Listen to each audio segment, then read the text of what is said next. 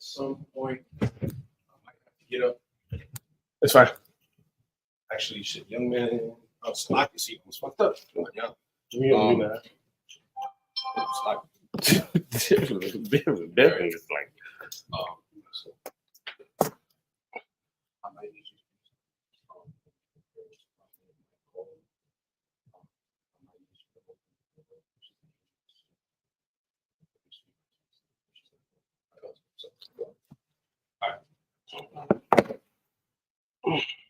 All right, ready?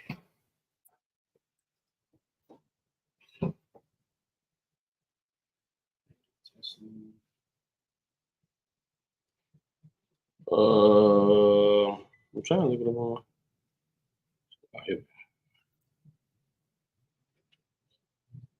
Yeah, we good.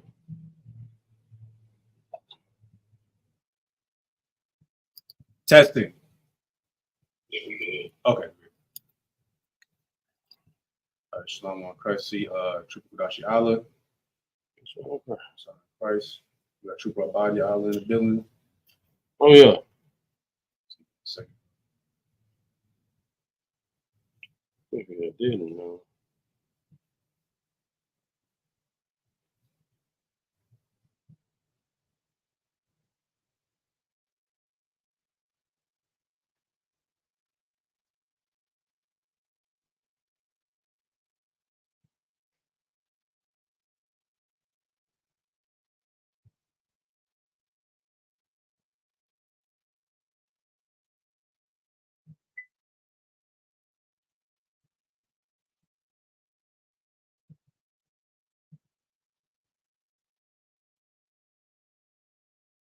All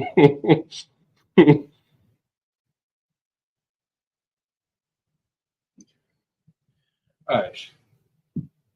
All right, Shalom Israel, Shalom Bashim Yashabak Thumb to the brothers, Shalom Hal Shamar Alatha Bashim Yashai to the sisters. We at the ISUPK Israelite School of Universal and Practical Knowledge started out of 1 West 125th Street, Harlem, New York, under Commander General Yohana. We are not affiliated with any other Hebrew Israelite group. We teach that all so-called Blacks, Latinos, and Native Americans of the Western Hemisphere are God's chosen people. We are the true biblical Israelites that the Bible speaks of, and that the devil, it's like the Europeans that you know today, is the devil that the Bible speaks of. Slightly off topic, but not really off topic. I don't know if y'all heard, was it Putin? Putin brought out, of course, just yet again, showing that we are the true biblical Israelites.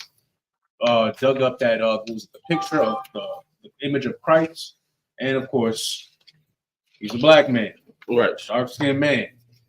But yet, y'all don't want to believe that we're the Israelites. You want to believe that the so-called Jewish man, or the Israelis, or what else say, Middle Easterns are the Israelites. They are not. But it's okay. Time and time again, things are going to be revealed.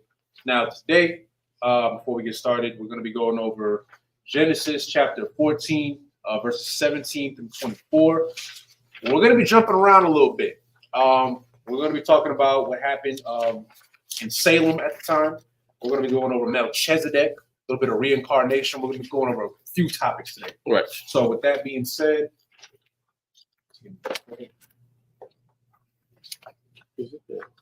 Oh, the power. if you haven't already, please like, share, and subscribe. Start with us in a second.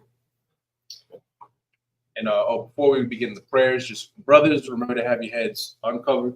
For anybody who may be new to watching our classes, understand that even though we do have our headpiece on, this is a war scarf, there's an opening up top, so our head is uncovered. Sisters, on the other hand, remember to have your heads covered when attending class and going to prayers. That being said, you got anything before we begin? All right, so with that, Amadim, which means to stand, just mean the brother up here.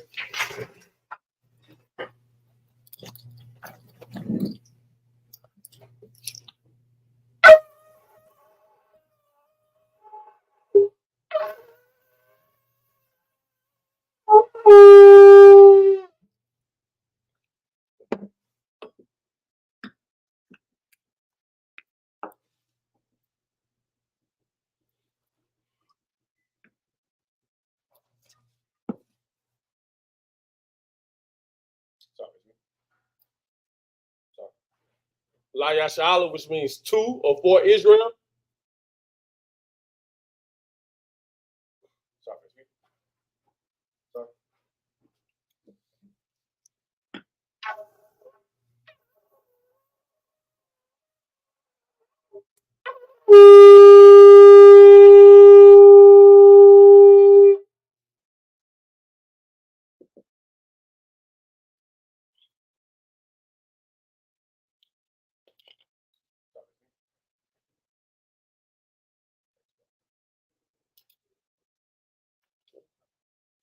Mayim Upon Yakakadam, which means to rise and face the east. We'll be doing the prayers in the Hebrew and then the English. Starting with the Lord's Prayer. Abanawa, Shabbat Shemayim, Wadash, Haya, Shamka, Yahweh. Stand more this way. On camera, slide. All right, slide. You too.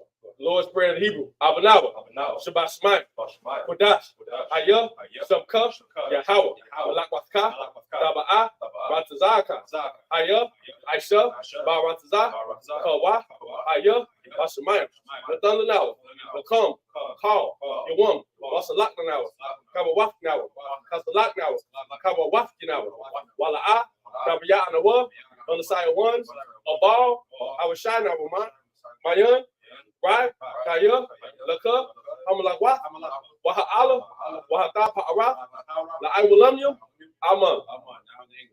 Our Father, which art in heaven, hallowed be thy name. Hallowed be thy name. Yahweh, thy kingdom come, thy will be done in earth as it is in heaven. Give us this day our daily bread, and forgive us our debts, as we forgive our debtors.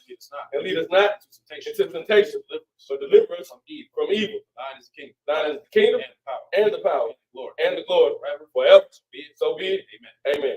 This is the power in the Hebrew. Yahweh, Ba'ashem, Yahweh Shai, Baba Kushai, the thunder now, Hakak, Rapa'ah, Kamaka Allah, Wakal Madawa, Hakak, Latahar, Hamata Zarayim, Hakak, Lahakoyim, Hamatia, Hakak, Arakawa, Atama Allah, the Garshun, Ba'ashem, Yahweh Shai, do water, Aman.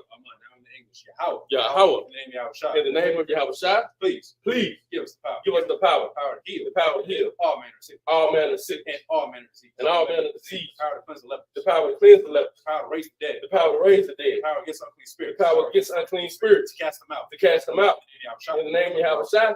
Thank you. So be it. This is the blessings in the Hebrew. Barakatah Yahweh.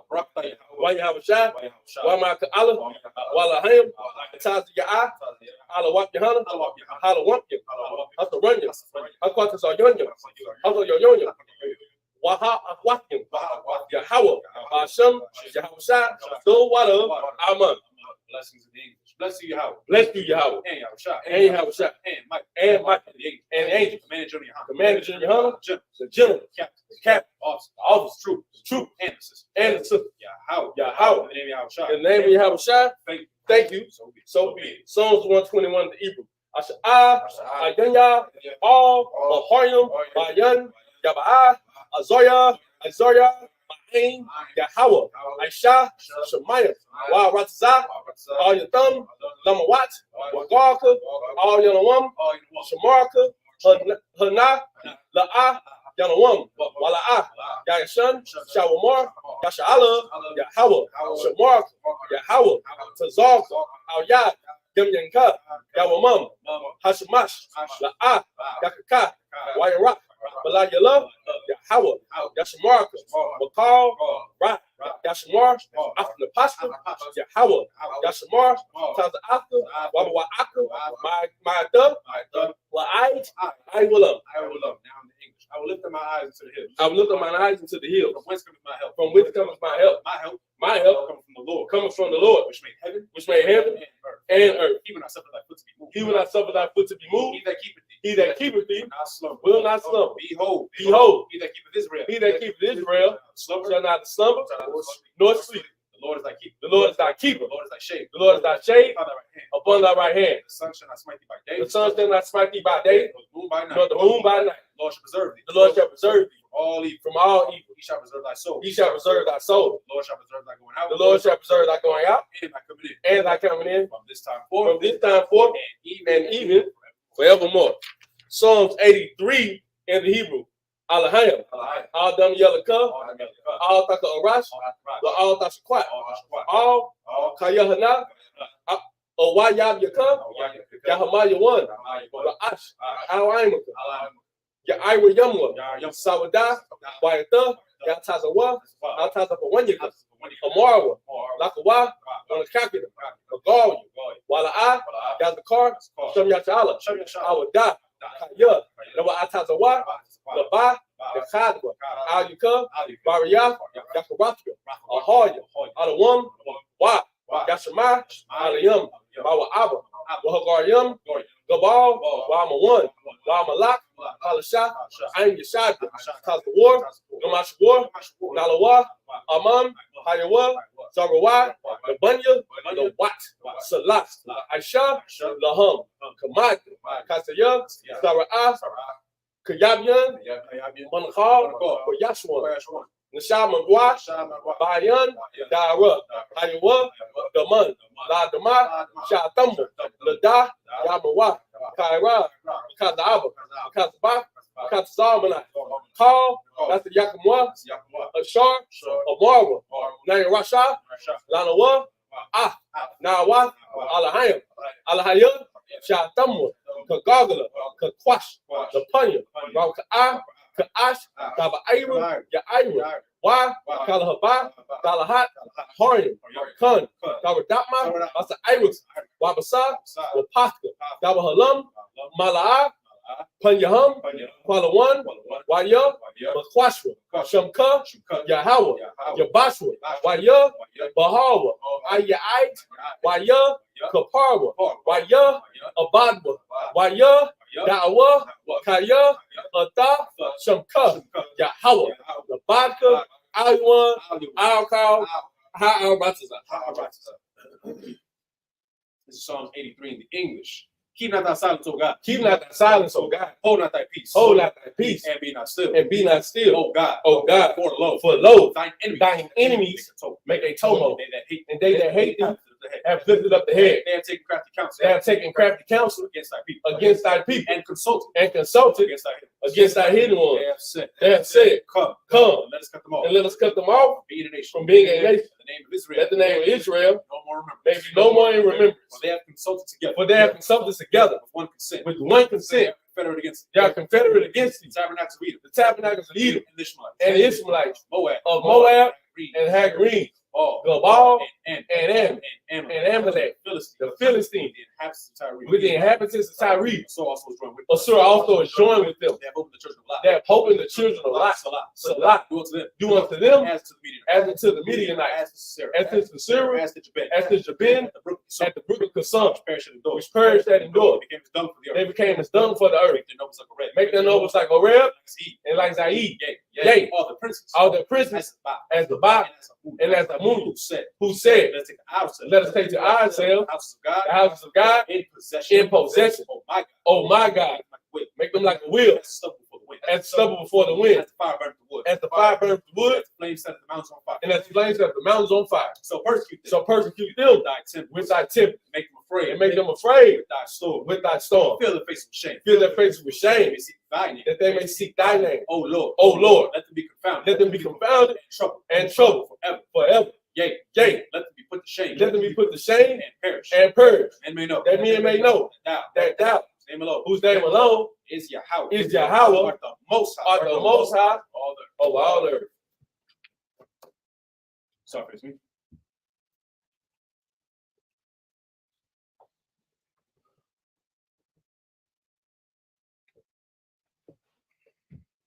All right, you may be seated.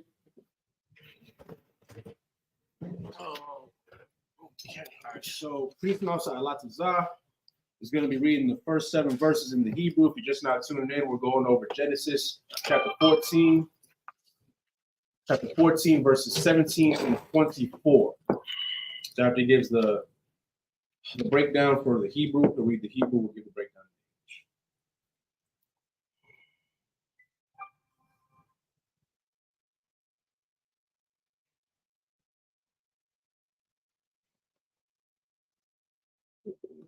Verse 17.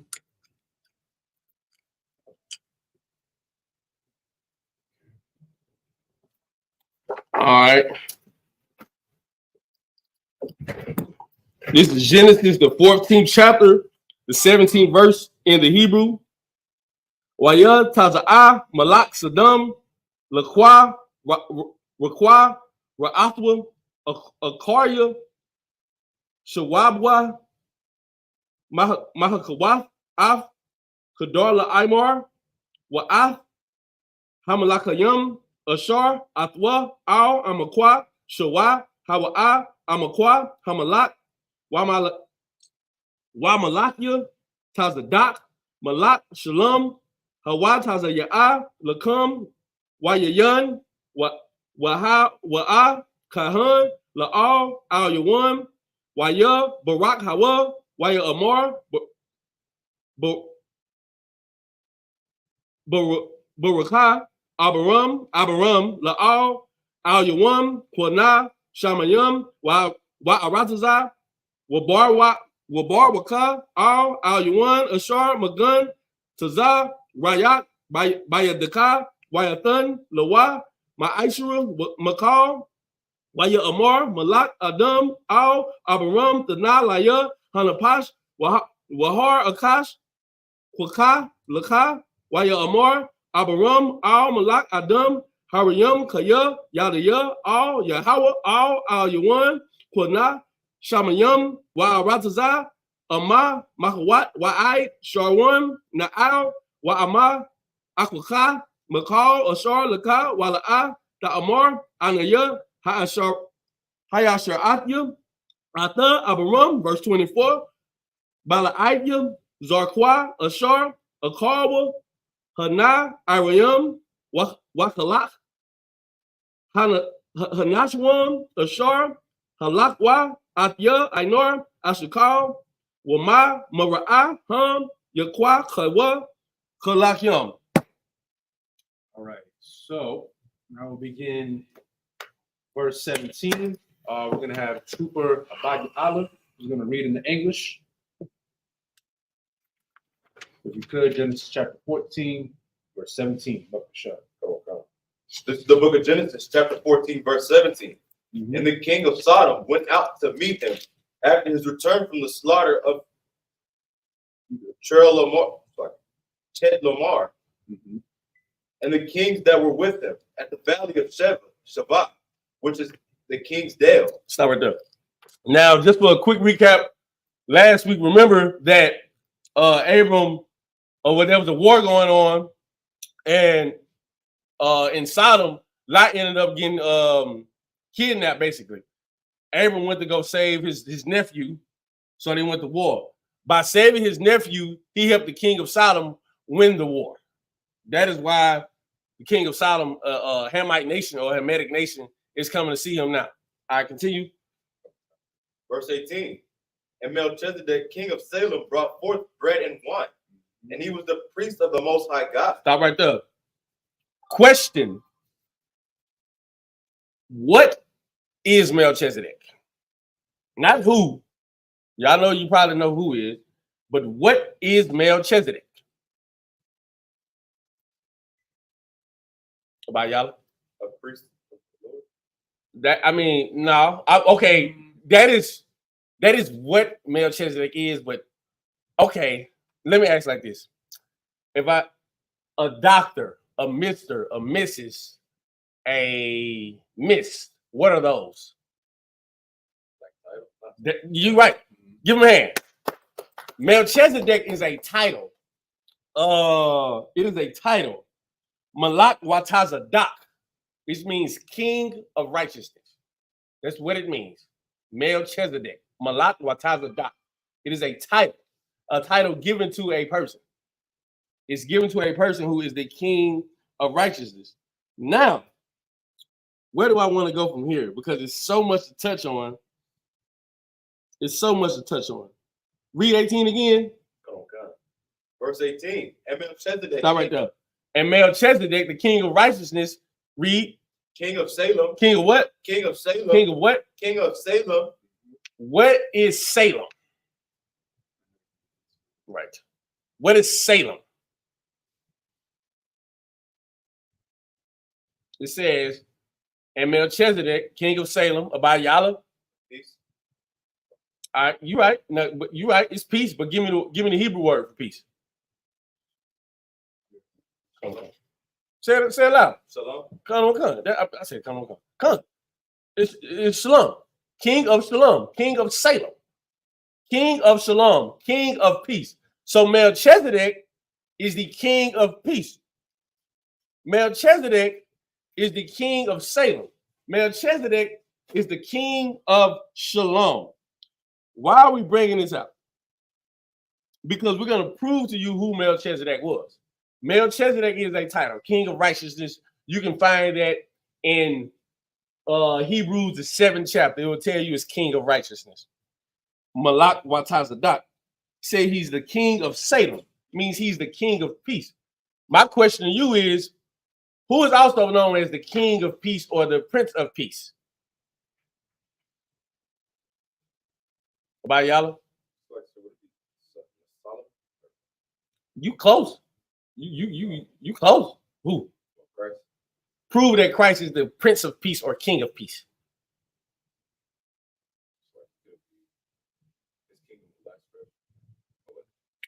You're actually close. I want the actual precept though. It's there. It's right where you said it was at. Everybody's right. Young man D, you're right. Kodashi Allah, you're right. Abadi Allah, you're right. It's Yahweh Shai, but I need you to prove to me that Yahweh Shai is the king of peace. Because Melchizedek is the king of peace. And right now, at this point, we have to prove to you that Melchizedek is Christ. That's what we're doing right now.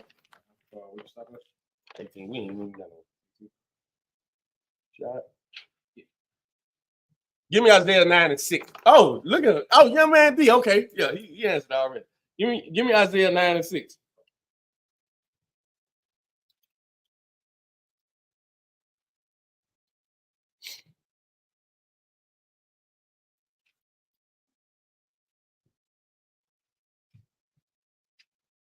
What we're looking at right now, we're going to prove to you that Melchizedek is Jesus the Christ.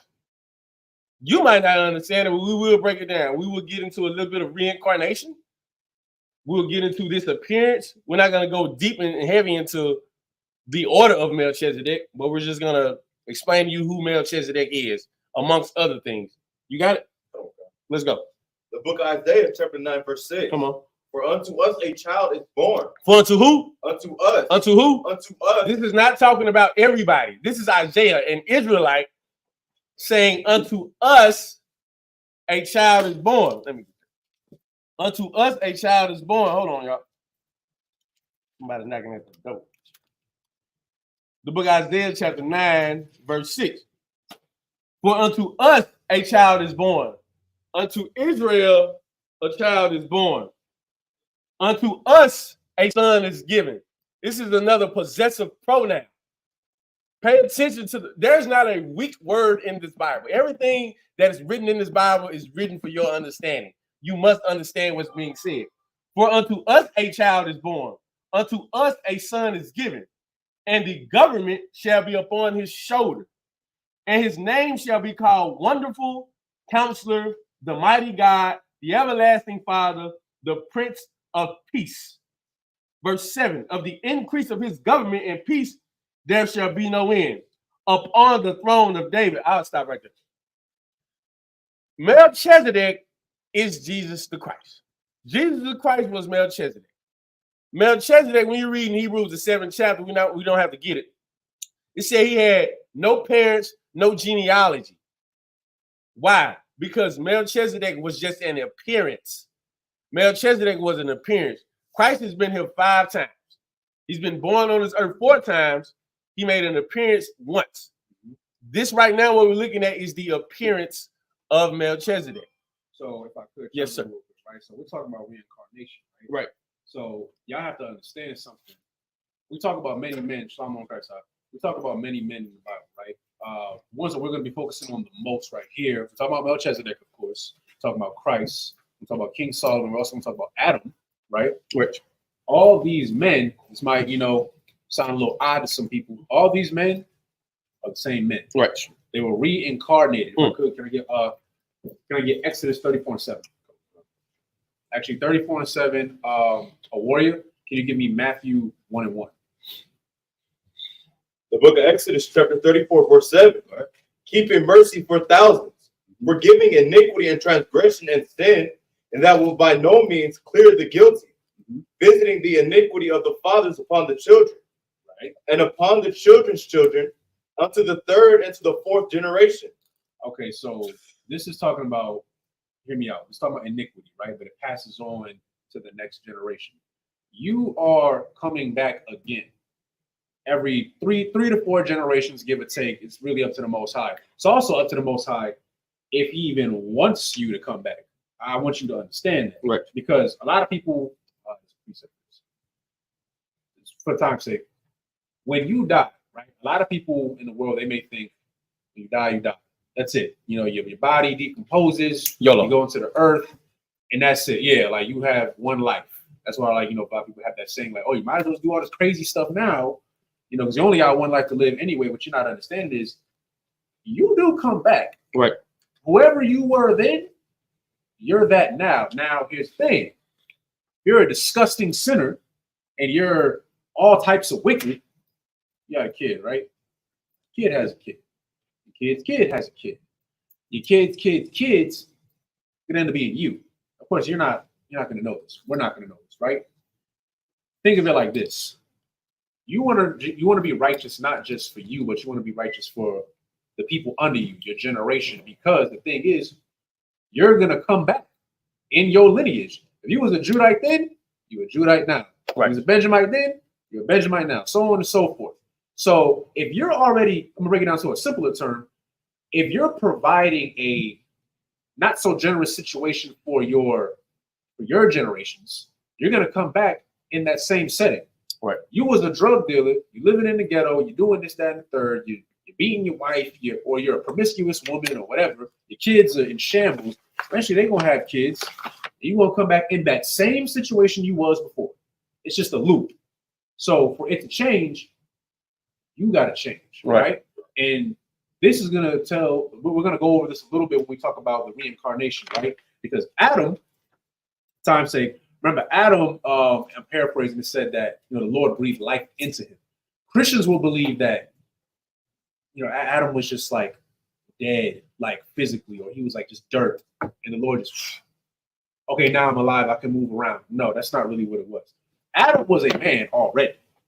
The Lord made him alive by making the law, statutes, and commandments known unto him, the righteous way of living. So now he has the knowledge, like, oh, this is what I'm supposed to do. Right. This is how I'm supposed to live spiritually, right? Now he's alive because the Lord breathed life into him. Well, Adam made mistakes. Quick recap. Anybody know this is the mistake he made? Something you should never do. Yeah.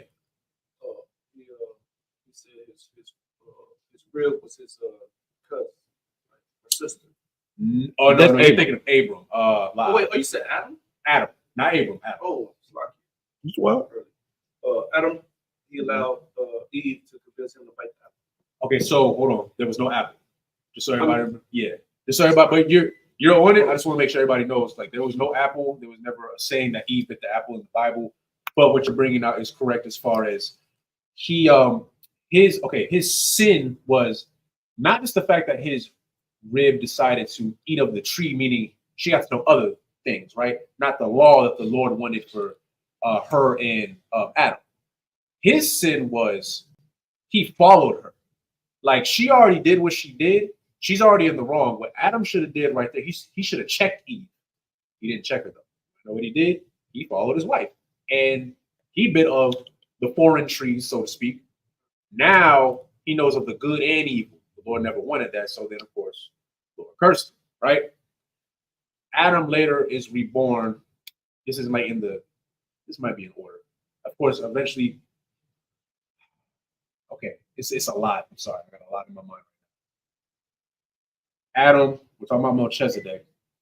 Let's talk about Solomon, right? skip that. Yeah, Isaac, Solomon, and then of course Christ. All throughout the generations. These men prior to Christ, right? All made mistakes. All righteous men all made mistakes though. The Lord wanted, he had a job for Yahushua, right? At these times, he wasn't fulfilling it the way that the Lord wanted him to. He wasn't perfect. Yeah, he wasn't perfect yet. So what do you have to do? Be reborn again. Pretty much, like, get right. Give me Matthew 1:1, Baba Bashar. This is the book of Matthew, chapter 1, verse 1. Go ahead. The book of the genealogy of Jesus Christ, Okay, so now we're talking about, y'all should be familiar with this, the lineage of Jesus Christ, right? Go ahead. the son of David. Right? So the son of David, right? Now, peep how it says the son of David. Was he literally the son of David? Yes and no. I'm going to tell you why. Keep going. The son of Abraham. Right? Verse 2. Abraham begot Isaac. So we got Isaac, right? So before, that's why I said yes and no. Because before David, Christ was here. You hear me? Before David, Christ was here. We're going to break that down later, right? So Isaac, keep going. Isaac begot Jacob. Okay. And Jacob begot Judah. Okay, so Judah. So we all know that Yahushua is a Judite. Keep going. And his brothers. Okay. Judah begot Perez and Zerah Keep going. by Tamar. Perez begot Hezron, and Hezron begot Ram. Mm-hmm. Ram begot Amminadab, That's the one. Keep going. and Amminadab begot Nahshon, and Nahshon begot Salmon. Okay, you can Verse skip 6. down to 6. Well, sure. This is the book of Matthew, chapter 1, verse 6. Mm-hmm.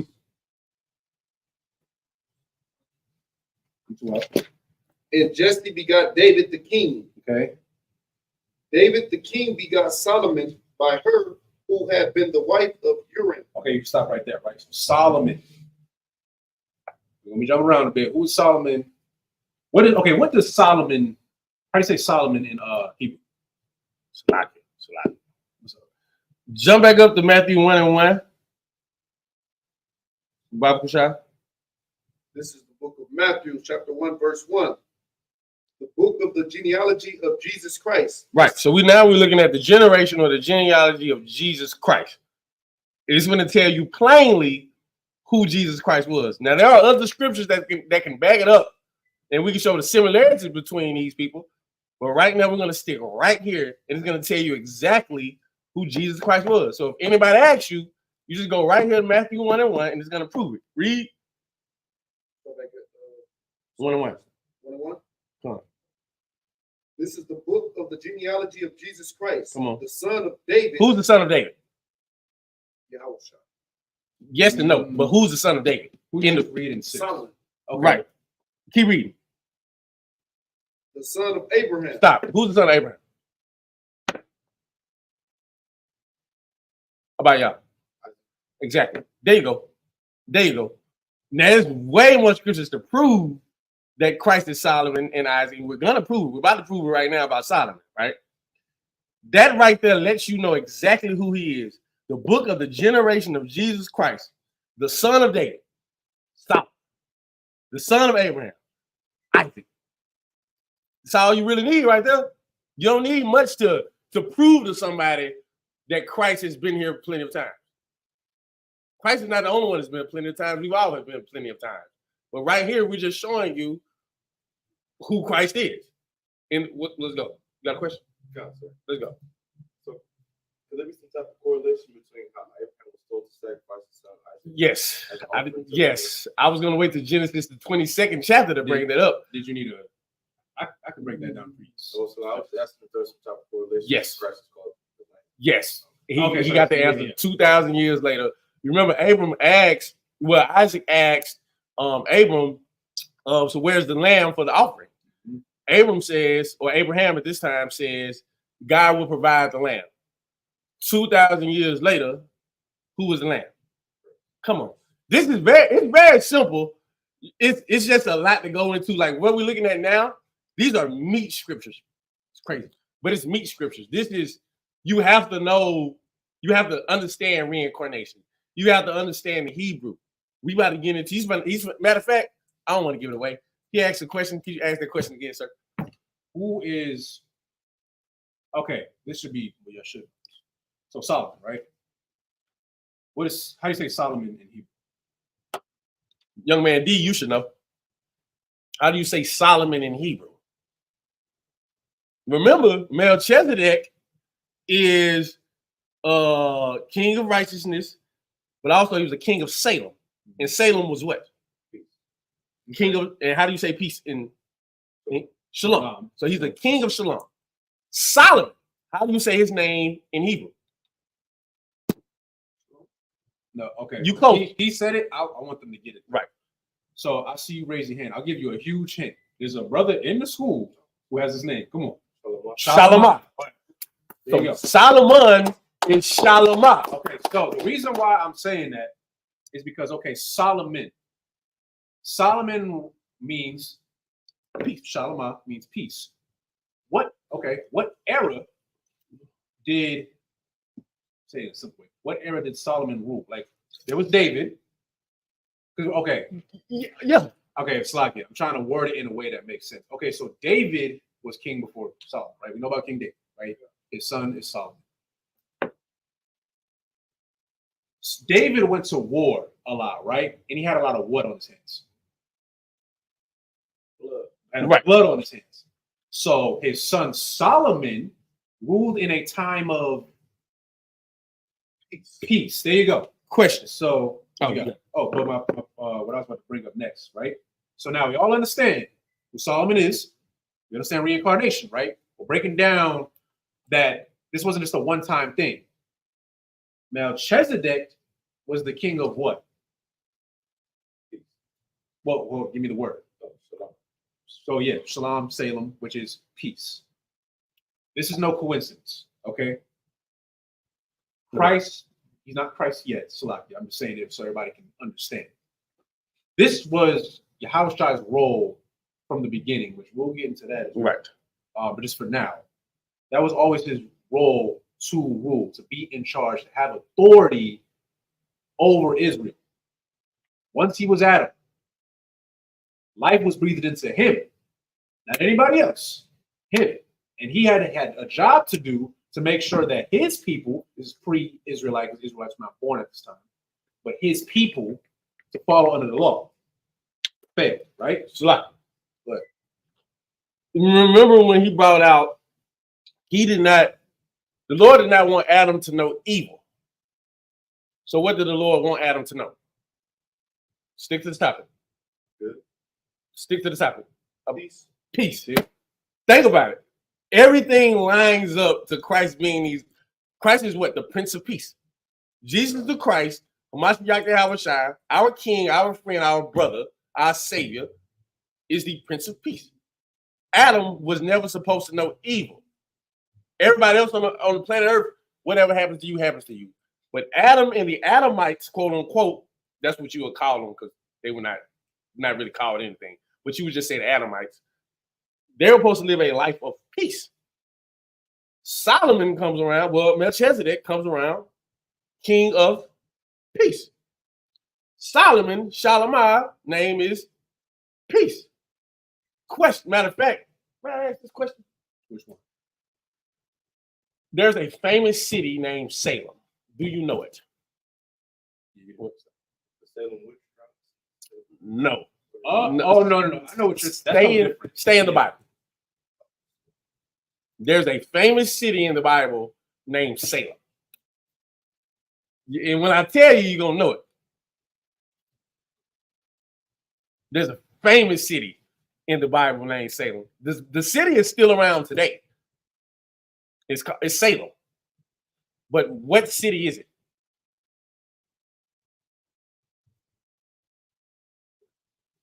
Okay, question. What's the most famous city in the world? Come on. In the world? No. Jerusalem.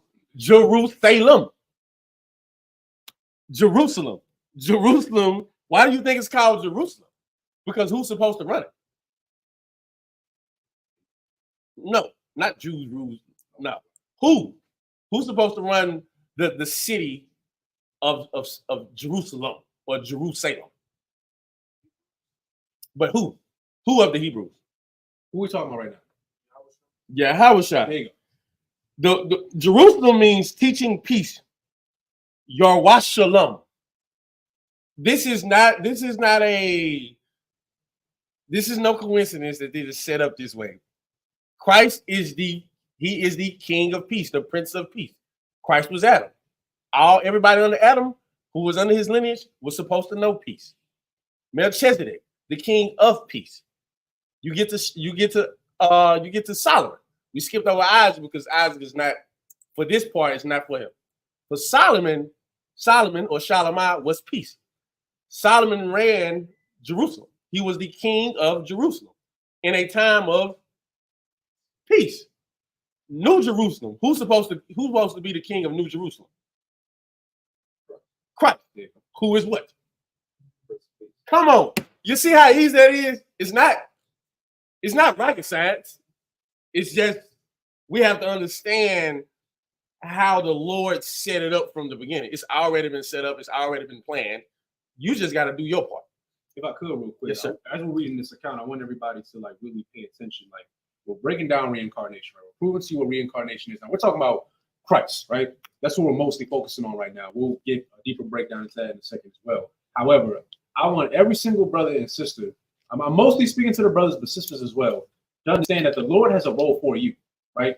You're not supposed to do what these heathens are doing. We always break this down, but I want you to really understand. You're going to be here, okay? In 1,000 years, you're going to be here again. In 1,000 more years, you're going to be here again. You have a role that you have to do. Christ, before he was Christ, had a role to do. And he did many righteous things prior to that. Don't get me twisted. But he wasn't perfect. He wasn't what the Most High wanted him to be. So guess what? He had to be reborn again and again and again and again until he got right. Okay? He had to get right. This might sound crazy. Christ had to get right.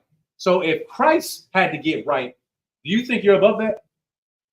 You got to get right. Right. You got to get right. He got to get right. I got to get right. Right. Every brother and sister watching this has to get right. Because you don't have a choice. And I'm not saying that to scare anybody. I want you to understand that that is your role. Also, for any troopers in here, right? The Lord, give me the precept where the Lord knew you when you were in the womb. Jeremiah 1:5. Somebody get that real quick. I just want y'all to really like take this in, right? Really understand what we're talking about right now. Because the Lord knew you before you knew you. I hope you understand. Damn, reincarnation gonna be. I can't wait to bring it up. Awesome. Bring it up. No diddy. We can really say no diddy. Go ahead. The book of Jeremiah, chapter 1, verse 5. Go ahead. Before I formed thee in the belly, I knew thee. And before thou camest forth out of the womb, I sanctified thee.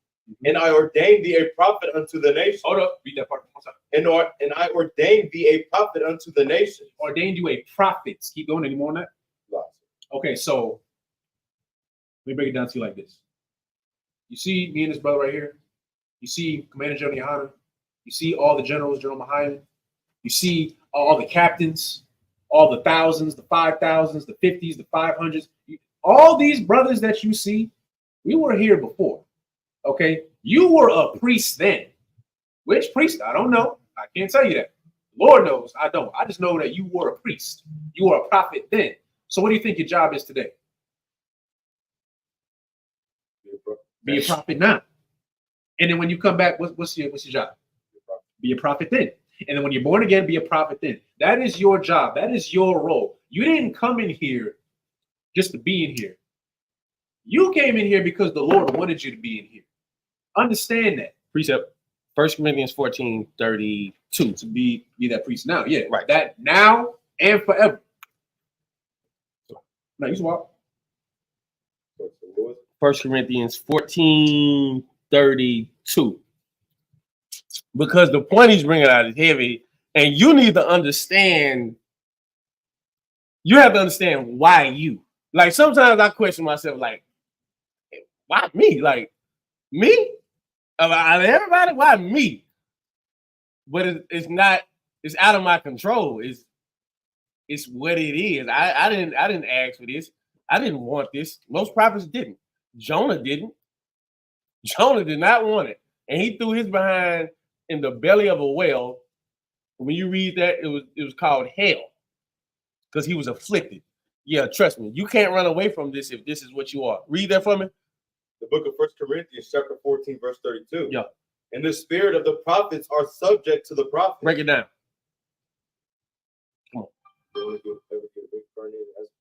All right, and then give me that's one way to look at it, and that's right. There's another way to look at it. People always overlook. What does the word subject to mean? You're close. Okay. If you're subject to somebody, what does it mean? You serve them. Why don't everybody serve Commander Junior? Why? But give me right where you read that. But tell me right there. It tells you why they not serving Commander Junior Hunter, why they don't serve us. About a warrior. Because they wasn't prophets in their past life. Yes, but okay, you're right. They were not prophets in their past life because the spirit of a prophet is subject unto a prophet. Your spirit is subject unto whatever body you're going to be put into. So you're going to be a prophet regardless. Exactly. But if subject to means subservient to, why aren't they subservient to Commander Junior Hunter? Or why are we? I mean, y'all answering it, but I want the answer. Let's go. Because we serve the Lord. Yeah, but no. A warrior? Y'all answered it right, but I just wanted to trick your mind. The spirit of a prophet is subject unto a prophet, meaning what? Everybody who was a prophet back then is going to be a prophet now. Also meaning we're the only people that's going to listen to a prophet. The people in the world don't listen to prophets. They're not subject to prophets. They don't serve prophets. We do. We come up from young man to trooper to officer to captain to generals, and guess what we do? We keep serving prophets. That's all we do. We serve prophets. We serve the Lord. That's what we do. No one else is subject to what we're subject to. We tell you don't eat pork. Guess what? We don't eat pork. They do. They're not subject to the God's law because they're not prophets. They're not even, they don't want nothing to do with no prophets.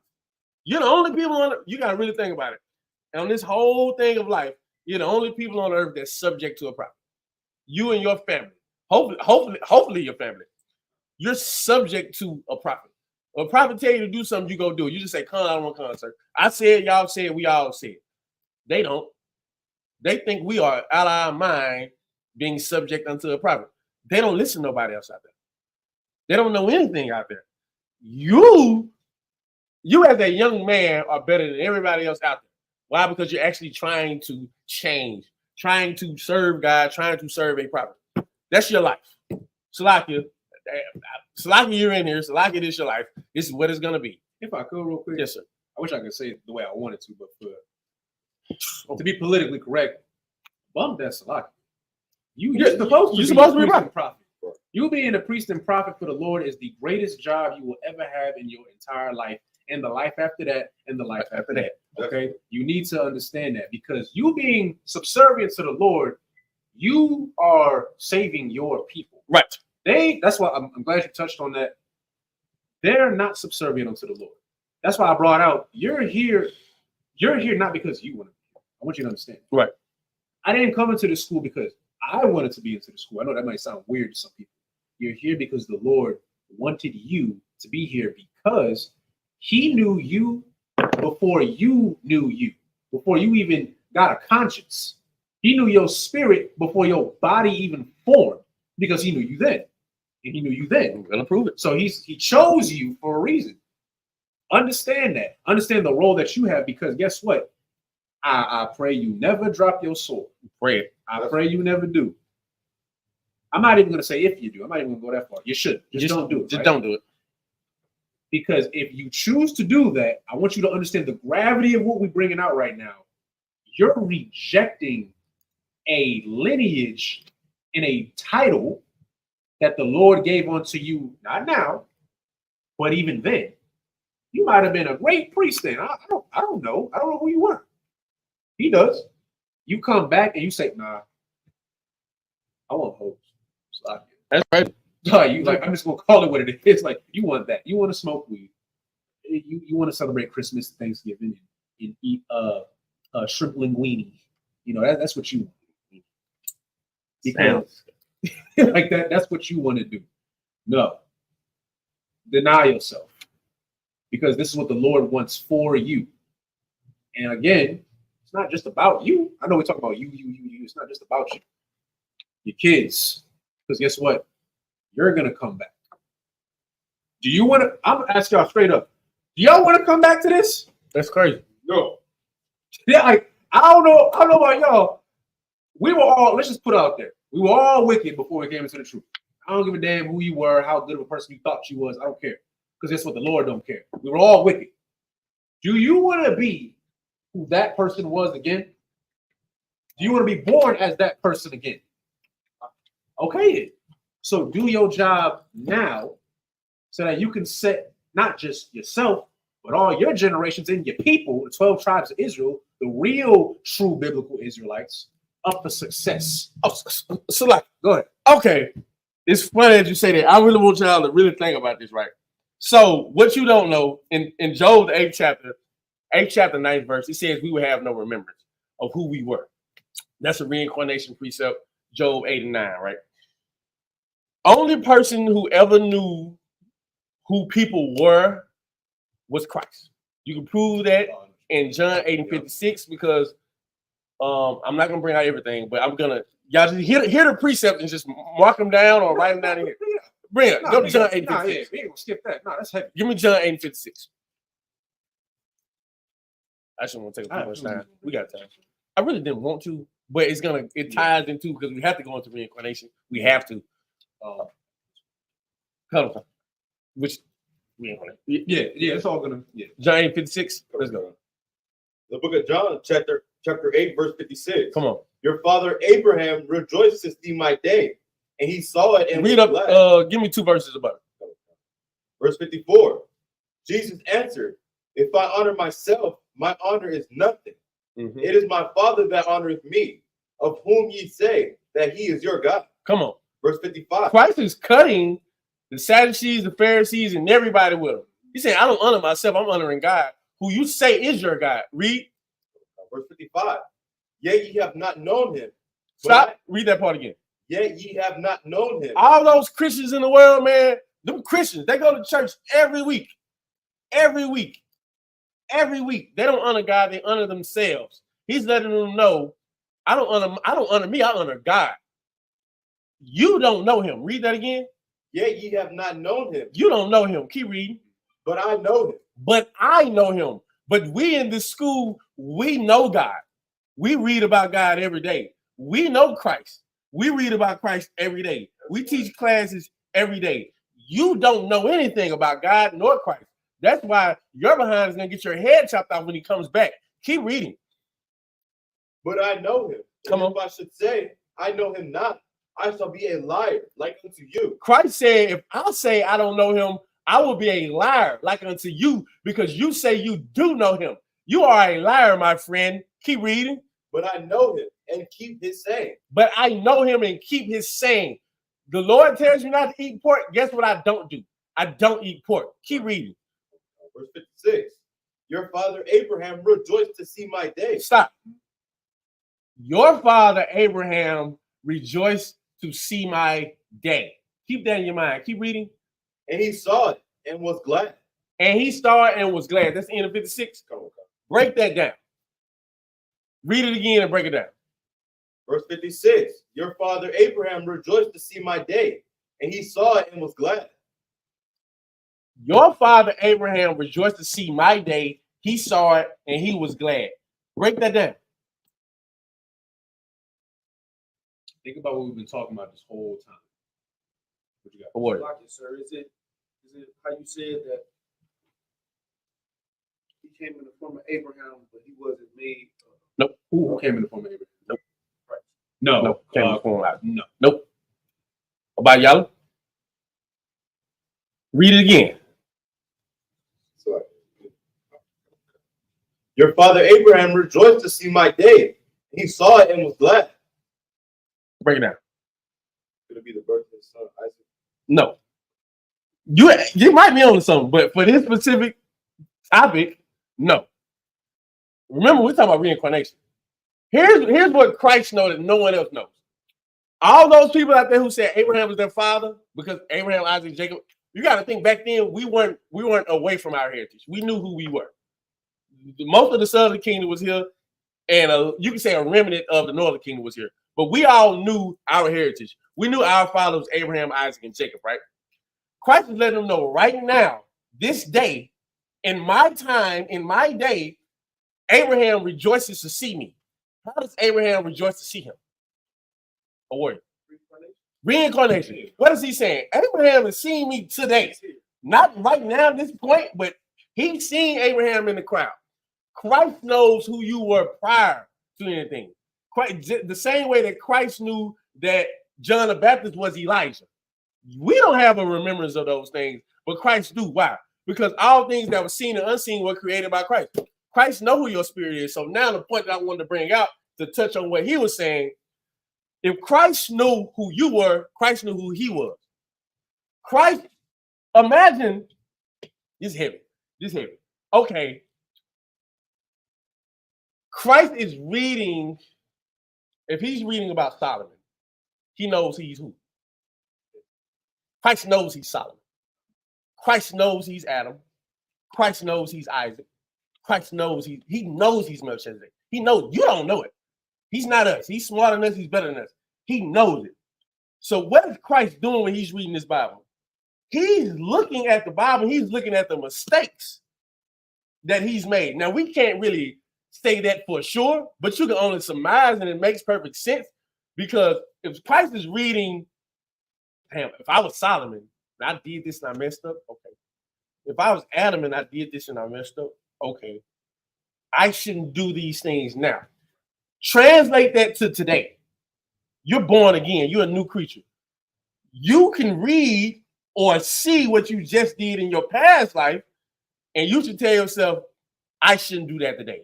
If your problem back in the day was hoes, what should you not be dealing with today? If your problem back in the day was weed, what should you not be dealing with today?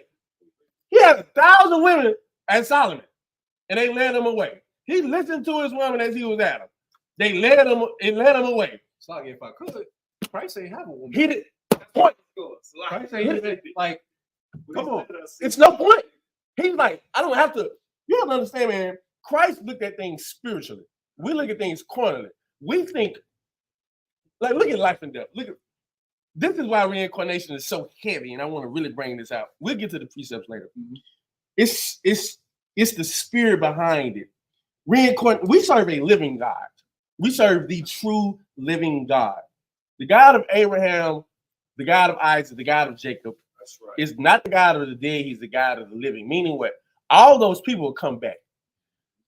God wants you to look at life spiritually. If someone, there's a time for weeping, a time for mourning, there's a time to be joyous. If someone passes away, and this is what I really wanted to touch on in the spirit, when someone passes away, it could be your partner, it could be a close family member, it could be your parents. I've lost parents, I've lost loved ones, I lost friends. Here's what I know. If God is the God of the living, I should be the brother of the living. Have you noticed in the world, when someone dies, everybody loves them more? Have you noticed when somebody dies, everybody wants to then honor them? You want to tattoo them on your body, you want to honor them, you want to praise them as if they're there. You know why? Because you don't have to honor them. We serve the living God. Those Christians, they serve a dead God. That's why they do whatever they want to do. They don't have to show God that they love God. There's no point to. Why? Because their God is dead. Whatever they believe in is dead. It's a stone or it's a piece of wood. Our God is a living God. I have to show God that I love him. The same way you got to show me that you love me. Of course you love a dead person because you don't have to do nothing for him. Exactly. If I'm alive, you got to do something for me. You have to prove to me that you love me. So how can you sit here and say, oh, I love God, when you don't love the what's that scripture? You got, how can you love God if you don't love the brother? That's in the New Testament. 1 John 4:20. Give me that.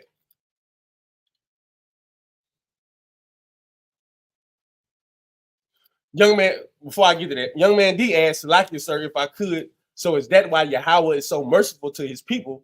Because Christ, before he was Christ, was going through it in the flesh. Yes. You have that is why Christ had to be born like us, so he could be the merciful one to know what you go through. The mystery of, okay, put it like this.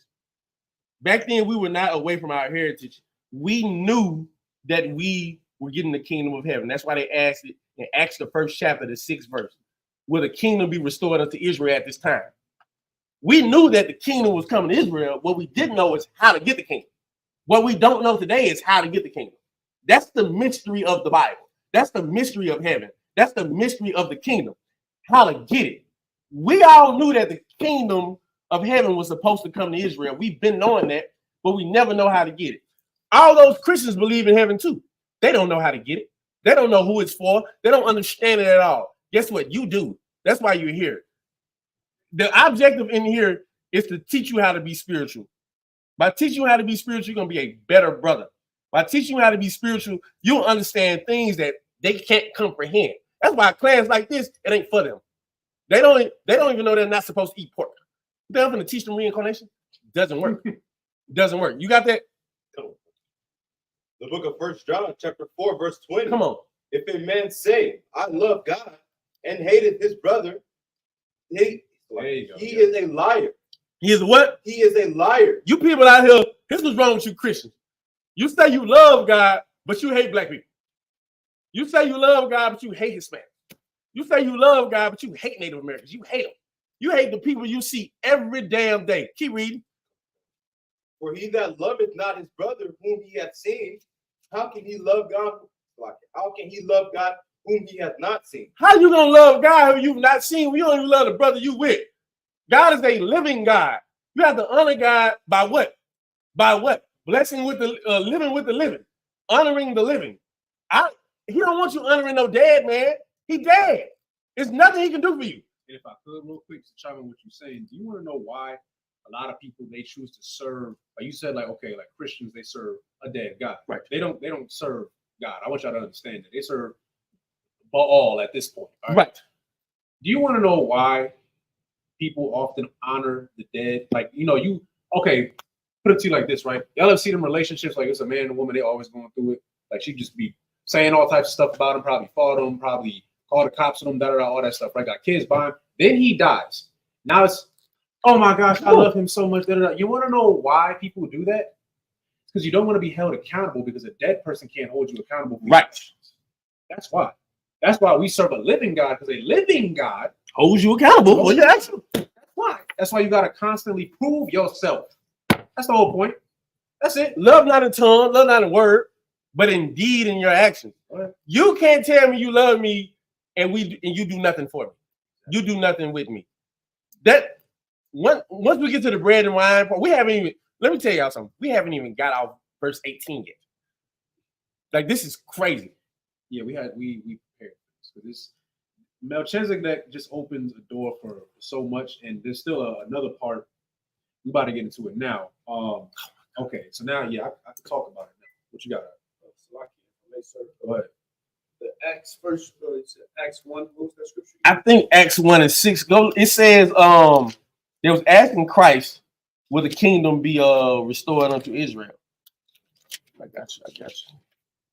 Acts 1, verse 6. Read that for me.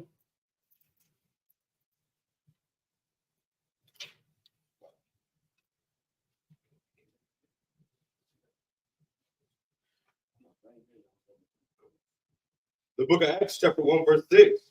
When they therefore were come together, they asked of him, saying, Lord, wilt thou at this time restore again the kingdom to Israel? Here's what they know. They know the kingdom's come to Israel. And what else? They're asking this to Christ. Why are they asking this to Christ? Going back to the original point. Christ is the king of Israel. Christ is the Prince of Peace.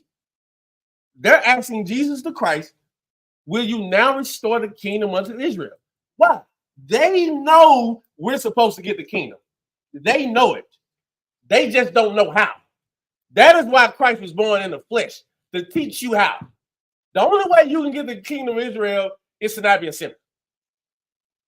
The only way you can get out of your captivity is to not be a sinner. Christ has to teach you how not to be a sinner. He has to teach you how to look at life spiritually. Everybody was carnal. Why was everybody carnal? Because back then the law was basically carnal.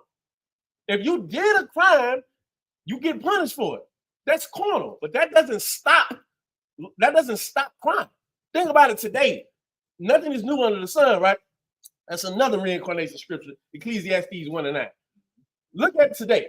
You get 25 to life for a murder. Everybody got a gun. And nobody is scared to use it for no reason. You think people are scared to go to prison for 25 years of life? No.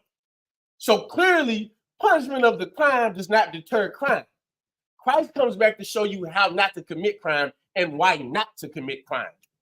In the flesh. If Christ was some angel that wasn't born to a man and a woman before the wedding, like all of us was, I couldn't follow him because he never lived the life that I lived. He can't understand what I'm going through, so he can't tell me anything. Christ had to be born just like you to unwedded parents who had sex too early in the ghetto, had to be born just like you, so you know if he can do it, guess what? I can do it. Is this hard? This Bible is so simple. Life is so simple. We just make it hard. It's like it. Right? Just to go in a little bit more on that reincarnation, right? So we brought up how Christ, right, was Solomon, was Isaac, was Melchizedek, was Adam. You know, Christ was even before all that. Did y'all know that? What you got? You said, do we know that he was before all that? Before Christ even was in the flesh, he existed. It's a scripture there where it says, Oh, there's a lot. I'm gonna have you go to. Give me Genesis chapter 1. You go to Genesis 1 and 1. Abadi Ali, you're gonna go to John 1 and 1. Heavy class. Just to show you even more, like the Lord, put it like this. When I brought out earlier, of course, like the precept where it's the Lord knows you when you were in the womb, like before you even formed, right? You understand, like, okay, you're a spirit, right? Like, I want everybody to understand that. You're a spirit. Right. You are a spirit. This is your physical body. Right. Think of like your spirit, you the driver. This is your car. When you die, your spirit goes back to the Most High. Right. And then whenever the Most High decides to reestablish you, he'll do so. Salaki. Let me just go bring that out in the precept, if I may. Give me, hold where you're at, but give me Psalms 104, verse 29. He's gonna get right back to John 1 and 1 and Genesis 1 and 1. But to prove what he just said, your spirit goes up to the Most High. The Most High holds it. He sends it back. We're gonna prove it. Psalms 104. What do y'all still hold? Verse 29. Warrior, you still hold Genesis 1 and 1. About y'all even get that. Psalms 104, verse 29 through 30. The book of Psalms, chapter 104, verse 29. Yep. Thou hidest thy face, they are troubled. Thou takest away thy breath. Stop right there. The Lord hides his face. We are in trouble. Guess what? The Lord has hid his face from us for a long time. But right now, we're coming back to him so he can show us his face, his glory. Keep reading. Thou takest away their breath. Thou takest away their breath. The Lord unalives you. I don't have to do anything. I don't have to do anything to you. The Lord will unalive you. Keep reading. They die and return to their dust. You die and your body returns to the dust. Keep reading. Verse 30. Thou sendest forth thy spirit. Come on. They are created, and thou renewest the face of the earth. Read that part again. After you die, your spirit goes to the Lord. And what does the Lord do? Thou sendest forth thy spirit. The Lord sendeth forth your spirit back. Come on. They are created. They are created. And they renew it. And thou renewest the face of the earth. Thou renewest the face of the earth with what? The same people. The same people. The same way, if you have an apple tree and an apple falls to the ground and no one eats that apple, eventually it's going to decay in the ground, and that seed is going to go in the ground eventually, and water is going to hit that seed, and guess what? An apple comes back up. The same cycle over and over again. Going back to reincarnation, not to get off point. Going back to reincarnation is spiritual. Someone passes away, it's okay. Guess what? They're going to come back. We've all seen each other before. We just have no remembrance of it. It's Job 8 and 9. We've all seen each other before. We've all met each other before. We've all been in the same classrooms before. All of us. This is not new. Nothing is new. We've all hung out together. We've all drank wine and break bread together. We will get to that later. This is not new. So if a brother passes, though, no, you're going to see him again. You're going to see him again. Just not in this life. Your grandparents are here, they passed away. Your parents are here, they passed away. You're here, you're going to pass away. Your kids going to be here, they're going to pass away. Guess who comes back? Your grandparents. Your great-grandparents. Then your grandparents. Then you. Well, then your parents. Then you come back. Then your kids come back. That's eternal life. And to add to that precept real quick, you could also add Ecclesiastes 12:7. That's another one you can add.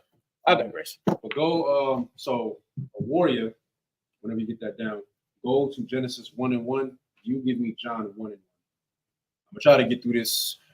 It's gonna be a bit. Just give me a second. We got All right, give me Genesis 1:1. This is the book of Genesis, chapter 1, verse 1. Go ahead. In the beginning, God created the heavens and the earth. Mhm. The earth was without form and void, Mhm. and darkness was on the face of the deep. And the spirit of God was hovering over the face of the waters. So one, just one. Just one. Yeah. Right. You too. Don't worry about it. Now, in the what he's getting at essentially is in the Hebrew, it says guys or Elohim or Elohim. It says plural. In the scripture, it says God, but in the actual Hebrew text, it say Elohim, which means plural, the gods. The gods. There's a reason why we're bringing that out is because you always got to go back to the Hebrew. Like the King James Version of the Bible, don't get me wrong, like it's great. But the thing is, you do have to go back to the Hebrew because a lot of the words. This is the closest English translation that we have, but there are still some words that are a little misconstrued. So go back to read from the top 1:1. This is the book of Genesis, chapter 1, verse 1. Mm-hmm. In the beginning, God created the heavens and earth. Okay, so now in the Hebrew, like you said, it will be Elohim. Does anybody know what Elohim means? Let's say, okay, young man, rulers, judges, angels, God, Elohim. Okay, you're right. There's one word that I'm looking for. Does anybody know what Elohim means? Go ahead. No? You got anything, warrior? Okay, so I'll just give it to you for time's sake, right? Powers, right? Powers. Young man D, you're correct. Rulers, judges, angels, gods, Elohim. It's also powers, right? So you got to read it as in the beginning. You're right. In the beginning, powers created the heaven and earth. We broke this down a while ago. The Most High did not create all of this by himself. And even in the scriptures, it said, like, the world was made in 7 days. 7 days to the Most High is about approximately 1,000 years, right? So really everything was made approximately 7,000 years. However, the Most High delegated. Think like you a boss, you got workers, you got employees who are going to do the work for you, right? So in the beginning, God created the heaven and the earth, meaning the powers did. Now, Abadia Ali, give me John 1. And actually, a warrior, I'm going to ask you this question. What does Genesis mean? Beginning. In the beginning, right? You go. The book of John, chapter 1, verse 1. Uh-huh. In the beginning was the world. So it said in the beginning. Go ahead. In the beginning was the word. Right. And the word was with God. So in the beginning, so Genesis, right? Stay with me. Genesis is the beginning. Genesis 1:1 says, in the beginning, God created the heaven and the earth. Now remember, Elohim, powers, right? You're reading John 1:1, which says, read from the top one more time. In the beginning, right, was the word. Was the word. And the word was with who? And the word was with God. So in the beginning, meaning the creation of everything, right? The word was with God. What is the word, though? We're going to break that down. Give me Revelation 3 and 14. Abadi, how to give me Revelation 3 and 14. A warrior. You know what? Give me Psalms 33 and 6. You can read it when you got it. The book of Revelation, chapter 3, verse 14. Uh-huh. And unto the angel of the church of the Laodicea,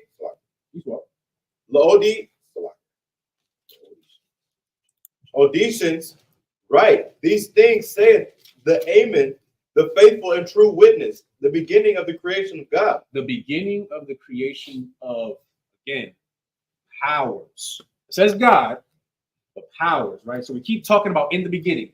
What book is this in? What book did I just have you read up? Revelation. So Revelation means what? Revealing. Revealing. So again, going back, it's crazy. We just talked about this with Captain Kwame before class.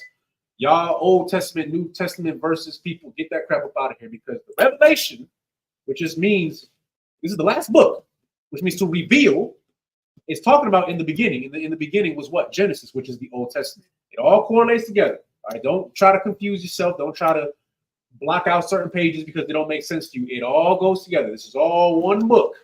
Okay, it all goes together. So we're going over it in the beginning yet again, right? A warrior, give me Psalm 33:6. This is the book of Psalms, chapter 33, verse 6. And the body Ali, give me John 1:14. By the word of the Lord were the heavens made, Uh-huh. and all the host of them, by the breath of his mouth. By the breath of his mouth. So this is talking about the word, right? By the word. Does that mean like by the word, like me talking? What do you think it means? Let me give y'all a shot. What do you think it means? I'm gonna give it to you eventually, but I want to see what do you think it is? Go ahead.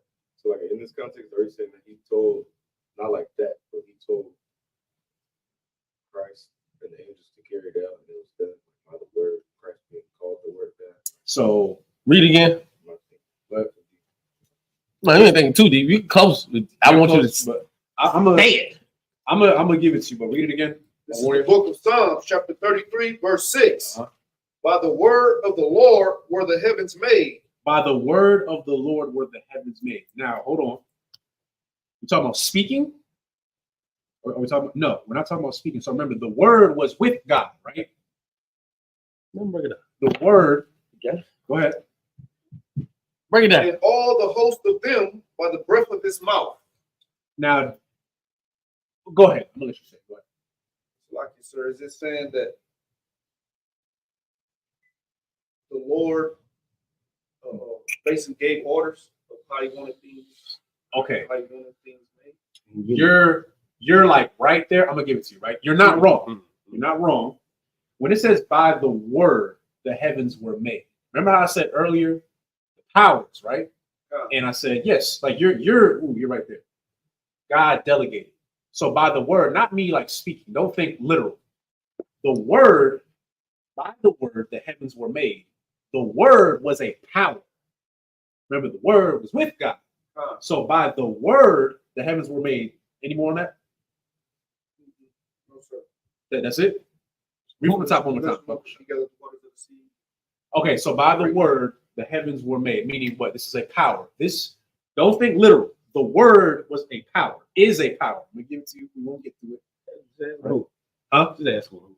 Is it what? Just ask him who. Nah, I ain't gonna give it to you yet. We're gonna get there. We're gonna get there. That's Don't worry. funny. We all gonna get there. That's funny. Okay, so the word is a power. Right. Give me John 1:14. The book of John, chapter 1, verse 14. And the word was made flesh.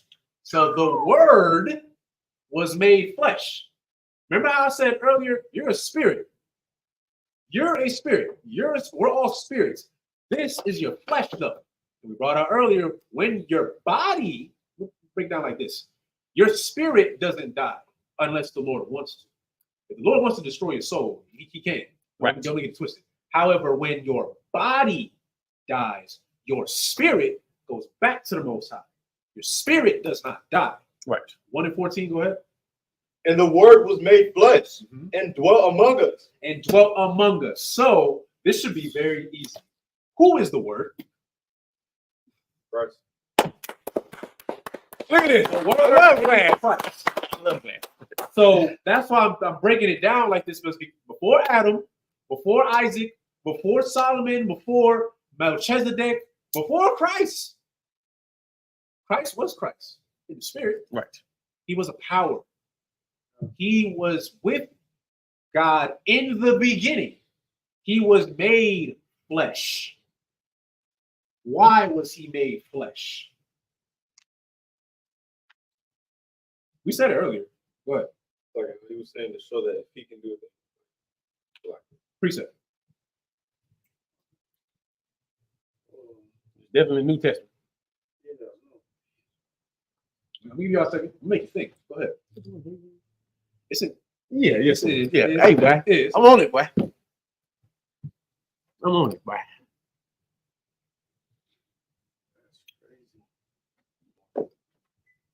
I'm gonna let y'all find it. You're right. You good? We just need you to know. We need you to know the precept on why Christ was made in the flesh.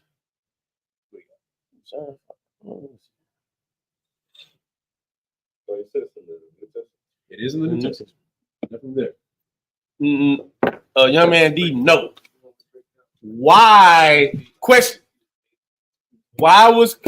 Yeah, you're right. You just gotta find it. You gotta find it. You gotta find it.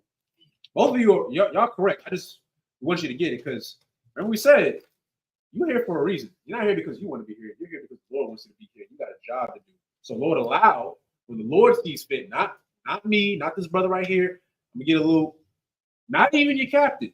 I know that might sound kind of Right. weird because of course, like the priests, are your Adawan or Adawanyam giving your name, right? You need to understand something. It's not them. Your captain did not give you your name. The Lord gave you your name by speaking through a priest above you. Right. Because a priest is a messenger. Okay? D, no. We already brought that up. What you got to wait? Come on. Why was Christ made flesh? What was the purpose of Christ being made? Just say it. What you got? Don't worry about being wrong. That's what class for. Because when you go out in public, you can't be wrong. You can be wrong and hit up. All right. You said. I heard you say it. I just got to find where it's at. I give you. I ain't give you nothing. No, don't give it to me. I don't want to give you nothing. About y'all, you gonna raise your hand? Raise your hand. Because you're right. You just got to find it. Hebrews 2:17. Read it. Sounds about right. For this reason, he had to be made like them, fully human in every way, in order that he might. Wait. What version are you? Is that the King James version? What is that? That's not a New King James. You throw that away, buddy. Get that King James version. Not we don't need the part.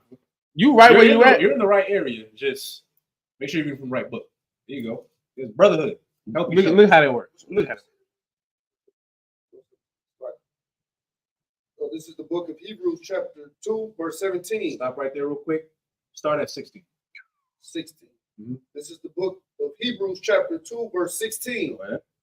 For verily, he took not on him the nature of angels, but he took on him the seed of Abraham. Stop right there. Why? We said it earlier. I want to make sure you're paying attention. Look at what you just read. It says, for verily, he took not on him the nature of angels. Why? Go ahead. Because he wanted to feel what we feel. He wanted to go through the struggles to be more relatable, to understand what we go through in the flesh. And he did that because he knew what? So it's not a cheap kingdom. We didn't know. Okay, both of you are correct. I just want to give it to you like this. You're right. Christ was made like that because the Lord knew that we can't follow an angel. Like he had to go through everything that we went through because think of it like this. You struggle. You see a brother who struggled just like you, but he made it out. And now he's doing well. He's doing better. So you're going to see him and say, you know what? If he can do it, so can I.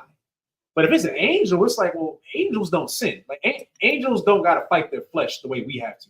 They're given an order. They just complete the order. That's it. They don't got to, I don't feel like I want to stay in the game today. And, I got to do class tonight, but I know the brothers, they going out to San Diego. They don't deal with that. No. They just do the work. Go to 17. This is the book of Hebrews, chapter 2, verse 17. Wherefore, in all things, it behooved him to be made like unto his brethren. Stop. Y'all read, are you understanding what is being said? Let's not skip over what he's saying. Read that part again. Verse 17. Wherefore, in all things. Stop. All things, not some things. Not some of the trials and tribulations. not some of the ghetto, not some of the things you go through. In all things, man, look, the same way you was born, the same way Christ was born, man. I'm telling you, man, you grew up struggling, guess what? Christ grew up struggling. You grew up in captivity, guess what? Christ grew up in captivity. They had to flee. They had to, okay, lock it. I'm not getting off topic. No, what I say? Think about abortions are the number one unaliver of everybody on planet Earth, especially blacks and Hispanics. Abortions. Everybody, you might not even get to breathe fresh air because you're gonna get aborted. Well, during that time, Herod was basically aborting kids. He was basically anybody 2 and under, Herod was chopping their head off. You was getting unalive. Joseph and Mary had to flee to Egypt. They had to flee. Why? Because them kids was getting aborted. At this time, that was their abortion. Somebody come in and chop your head off. But now they just stick. That's crazy. If you go actually watch an abortion, I don't know how somebody can even live through that, right? But that's what they were escaping. You escaped an abortion because your family did not have it. We don't plan pregnancies. We try, but we don't. They just happen. And a lot of people are not ready for it.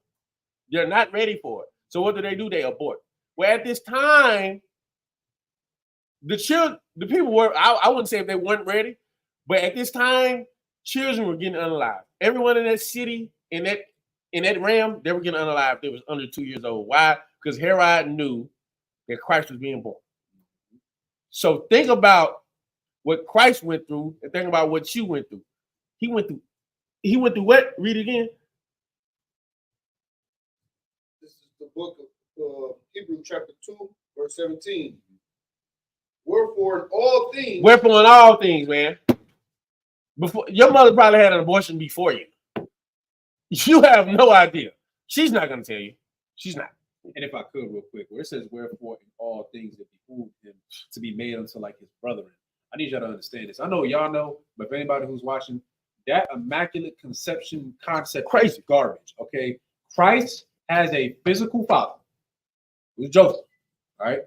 He was a carpenter, okay? His mother was Mary, okay? I know when you read it, that's a whole other breakdown. I'll just give it to you like this. Joseph and Mary had sex. The only thing was nobody knew that they had sex. It happens. Yeah. So what happened was, I'm gonna give you the brief version. He already done got Mary pregnant, but he didn't want anybody to know because they were supposed to wait until a certain time. He didn't want her to look bad because it might have looked like, oh, she couldn't keep her legs closed. Something like that. She's fast. Yeah. He didn't want that. So you know what he did? He took her and he, fled. That's all it was. But they had sex. Okay. Christ was made just like you and me. Okay. He was oh God. The Lord did not come down and have sex with Mary. That is disgusting. There was no spirit. There was no angel. This isn't Greek mythology. You ever heard like Greek mythology where it's like the Greek gods like Zeus and Poseidon come down and they have sex with the human women and they have like these little demigods? No, that's fantasy. It's not happening. Okay. God is not out here having sex with women. Just stop. It's wild. That's when you really, you're a freak. Think that. It's like I'm thinking of General Muhammad's breakdown of this. When you really think about it, is he sinning? He's Salakia. What I remember, he broke it down like he's not putting his Salakia godly rod inside of these women. It's not what he's doing. Some ghetto chick. Like he's not doing that. Okay, so just get it out your mind. I want you to understand that Christ was made, just like he said, like you and me. He's a nigga from Nazareth. That's it. He was a fugitive. Okay. Christ looked bubby for a little bit. He was homeless. He had no home. Every time they seen Christ, they were trying to stone him and kill him. He's on the run unjustly. Imagine getting blamed. I went through that. You get blamed for something you did not do. They did. Just like how today, modern day Babylon, like, we go out there and we say, like, you shouldn't get abortions. And they're just like, what? They get mad. They start yelling in the street. Look, Christ was doing that way before us, okay? And guess what? The same things you're going to go through. Same things we're going through. You're probably already going through it. You probably have family members and stuff like that who some might be supportive, but some like, you're in a cold. Christ went through it too. Christ cried. Understand that. Christ cried. Christ drank wine. Christ partied with his brethren. Christ mourned. He was just like you. If I could, for the sake of time, continue with verse 17, Baba Kasha. Hebrews 2 and 17. This is the book of Hebrews, chapter 2, verse 17. Wherefore, in all things, it behooved him to be made like unto his brethren, that he might be merciful and faithful high priest in things pertaining to God, to make reconciliation for the sins of the people. Okay, so he was made as an example, which you brought up, right? Go to verse 18. For in that he himself has suffered being tempted. Being what? Tempted. You don't think Christ didn't see a baddie walking down the street? They had actual brothels. Like you're not. This is not the first time women was walking down the street half naked. They had actual brothels back then, whorehouses that you could just walk in and pay 2 talents of silver, and That you ain't can have new. your way with them. That ain't new. Prostitution is the oldest. Yeah, it's literally you think. That's what they do. Yeah. So, but I'm saying that because, like, I want people to really understand, like, Christ. Okay, Christ is a power, but Christ is also made in the flesh. Right. The same things you go through. You might walk down the street, you might see a bad chick, but you just know. You know. She's a whore. And you know deep down, like, yeah, she might look good, but if I mess with her, I'm really gonna be in for a world of pain. Yes. She's probably gonna make me suffer, probably gonna take my money, lie on me. She might give you something. You might get an STD. Okay. I'm being real with you. You don't think Christ didn't have certain thoughts? Break it down to you like this. Do you know that there was a time? Put it like this. Okay, we'll give it a brief version. Christ knew what he had to do. Christ knew that he was going to die. Do you know there was a time when Christ looked up and asked for the Most High, like, is there any other way that I could do this? I really want y'all to understand that. You know what I'm saying? Oh my God. Yeah. All right. Christ had a moment of, is there anything else I can do? You want to know what he got? Crickets. Why? Because he had to. He had to do it. But okay. Yeah. What did Christ know, and what did Christ understand that people back then could not understand? Some did, but not everybody. Just like now, some do, but not everybody. Why would Christ did not want to die. We know that, right? Christ did not want to be beat and put and carry no cross. He wanted another way out. And Christ could have called a bunch of angels if he wanted to, right? He has the power. He has the authority. Why didn't he? How did he look at life? Give him a hand. Christ looked at it spiritually because Christ knew that he would come back. Christ knew that he would be raised again from the dead. Christ knew that he would be the king of New Jerusalem. He said, hey, look, well, I don't want this to happen to me, and this is about to suck, and it's about to be painful. But guess what? I know I'm coming back. I know I'm coming. I'm going to rule the world. That is how you should look at life. Don't ever be scared when you're with us, man. Don't ever be scared. You know what? You come back. You come back, and you're going to see me again. Honor the living, not the dead. Christ's not worried about dying. He's not worried about it. Why should you? Staggy, if I could. He was worried about it for a moment. I'm saying this. Hear what I'm saying real quick. Don't get it twisted. Christ ain't weak. Right. I want y'all to understand. However, even Christ I don't want to was tempted with the thought of, I don't want to do this. But guess what he did? He still did it because he knew that he had a job to do. Come on. And like you said, spiritually, he's looking at it like, you know what? I've been here before. I was Solomon. I read it. I was Isaac. I was Adam. I was Melchizedek. And he's probably, I'm just put it to perspective, right? He probably thinking of all the things that he did wrong in the past. When he was Solomon, he had 1,000 women. A lot of them were heathens. And the Lord tried to give him an out and told him, look, stop messing with these heathen women because they're going to turn your heart away from me. Solomon said, but they bad. They bad. And guess what? He lost it. One of the wisest men in the Bible. The wisest. I'm gonna say only because Christ. but it's him. Yeah. This is this is old. Right. But this is it's old, right? He lost it all because he didn't listen. Christ probably in that moment he looked up and asked the Most High. He might have had a thought of, you know what? I remember when the Most High told me not to do this, and I still did it. I still slept with all the women. I started building them temples for them, the Moabite women, Edomite women, the African women. He probably remembering, oh yeah, I was Adam. I should have checked my wife, Right. but I didn't do it. I wanted to eat the tree of good and evil, and I did. Oh, now we curse. He's probably thinking all that. So you know what he did? He was a man and decided to do his duty. Because what is the whole duty of man? Precept. No, you know. I want the verse. 401. Nope. What is the whole duty of man? It's Ecclesiastes. Come on, Bayala. I know you know it. Shalom on Christ, I don't want. Shalom on Christ, sir. I know you know it. It's at the back of it. It's in Ecclesiastes. Yeah. What is the whole duty of man? And for time's sake, after that precept, we'll just. We gotta run. I gotta touch on bread and wine. Being with the run. You could, go ahead. If you don't mind. It's gonna be a little. It'll be all right. Gotta take my time. Come on, man. You know where it's at. Well, Read it. You got it. Make you think. Young man D already got it. You were looking at it. Verse 13. Come on. the book of Ecclesiastes, chapter 12, verse 13. There you go. Come on. Let us hear the conclusion of the whole matter. Stop. Let us hear the conclusion of the whole. No matter what we say, we can sit up here and teach you this Bible all day. Let me tell you something. The Lord does not say he who knows the most precepts gets into the kingdom of heaven. Doesn't matter.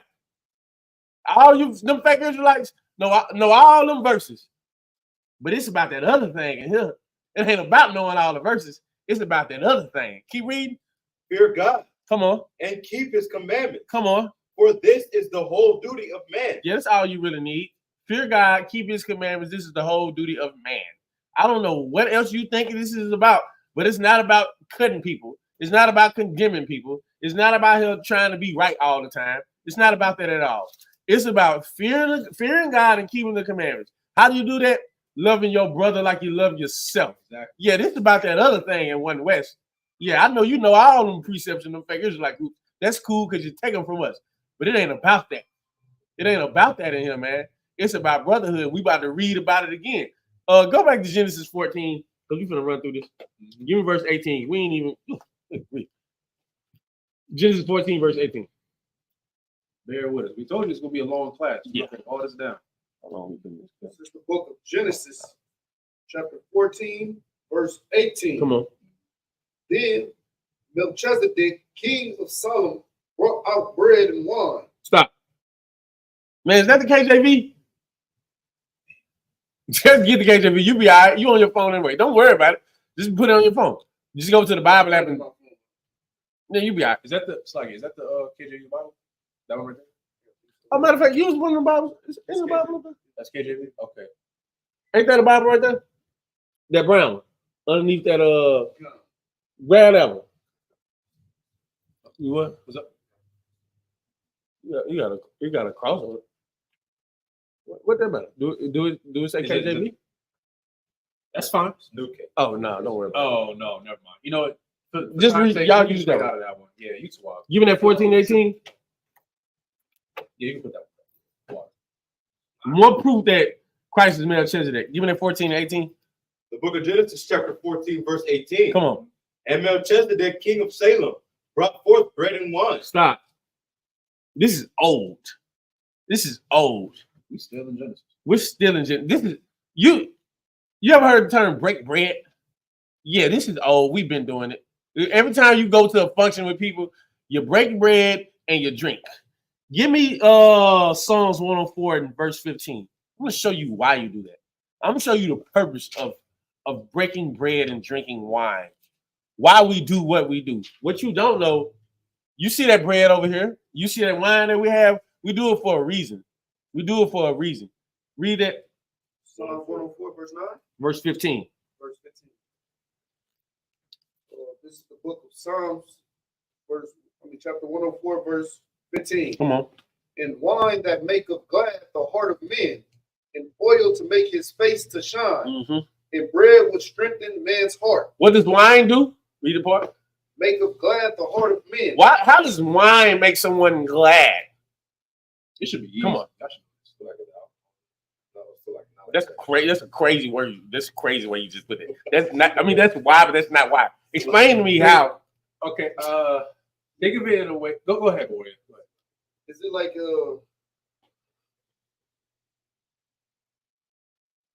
Don't think. Okay. All right. Put it too simple. We gotta do time. Yeah. Put it for time's sake. Think of it like this. We all have function, right? Brothers drink a little bit. Well, what happens? You just with the brothers. What happens? How do you feel?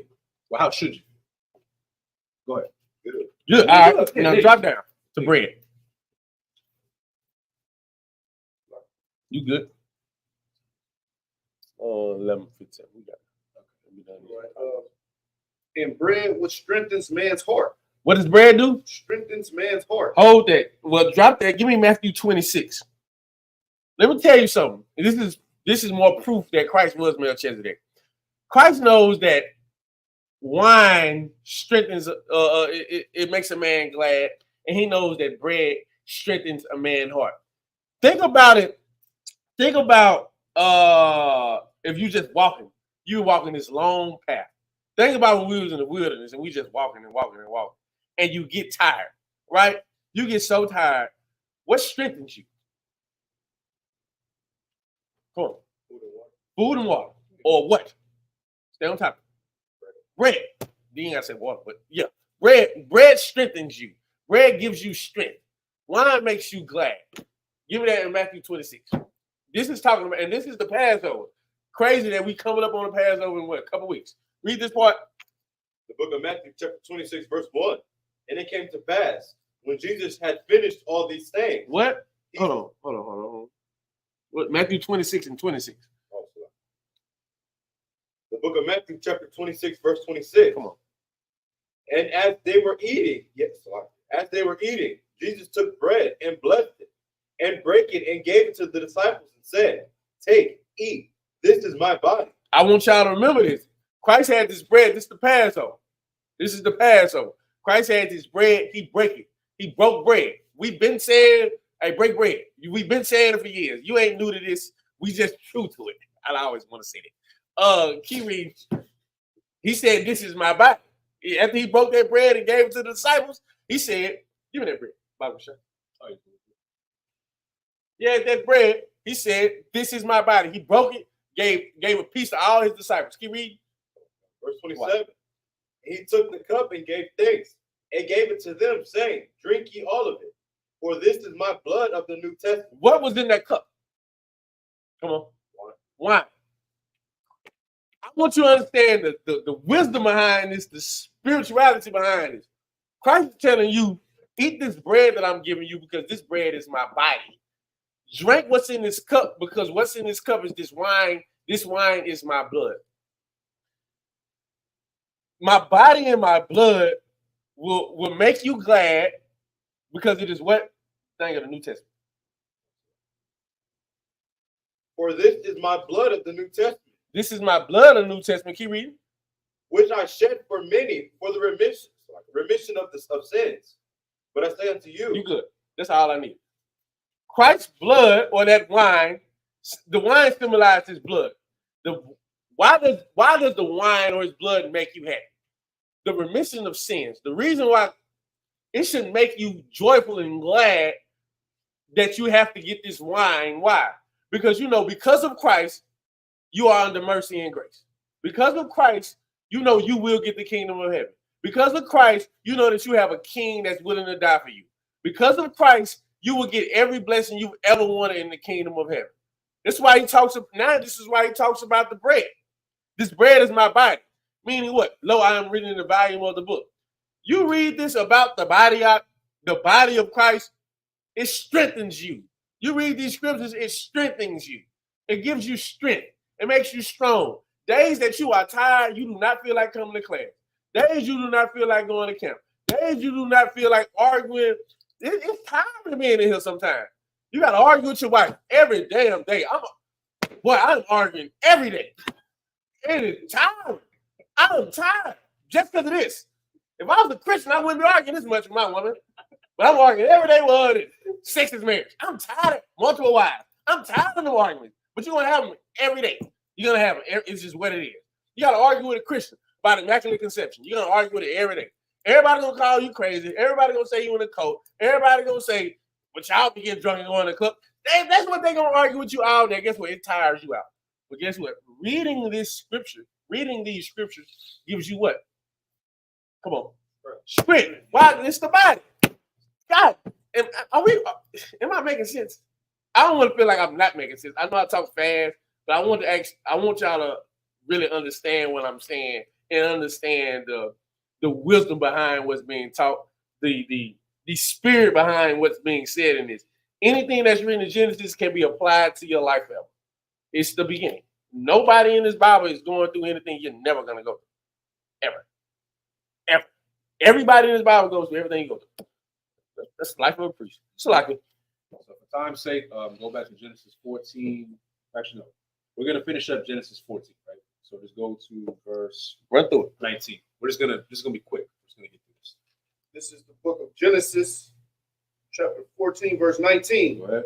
And he blessed him and said, Blessed be Abram of the Most High God, possessor of heaven and earth. Mm-hmm. Verse 20. And blessed be the Most High God, which hath delivered thy enemies into thy hand.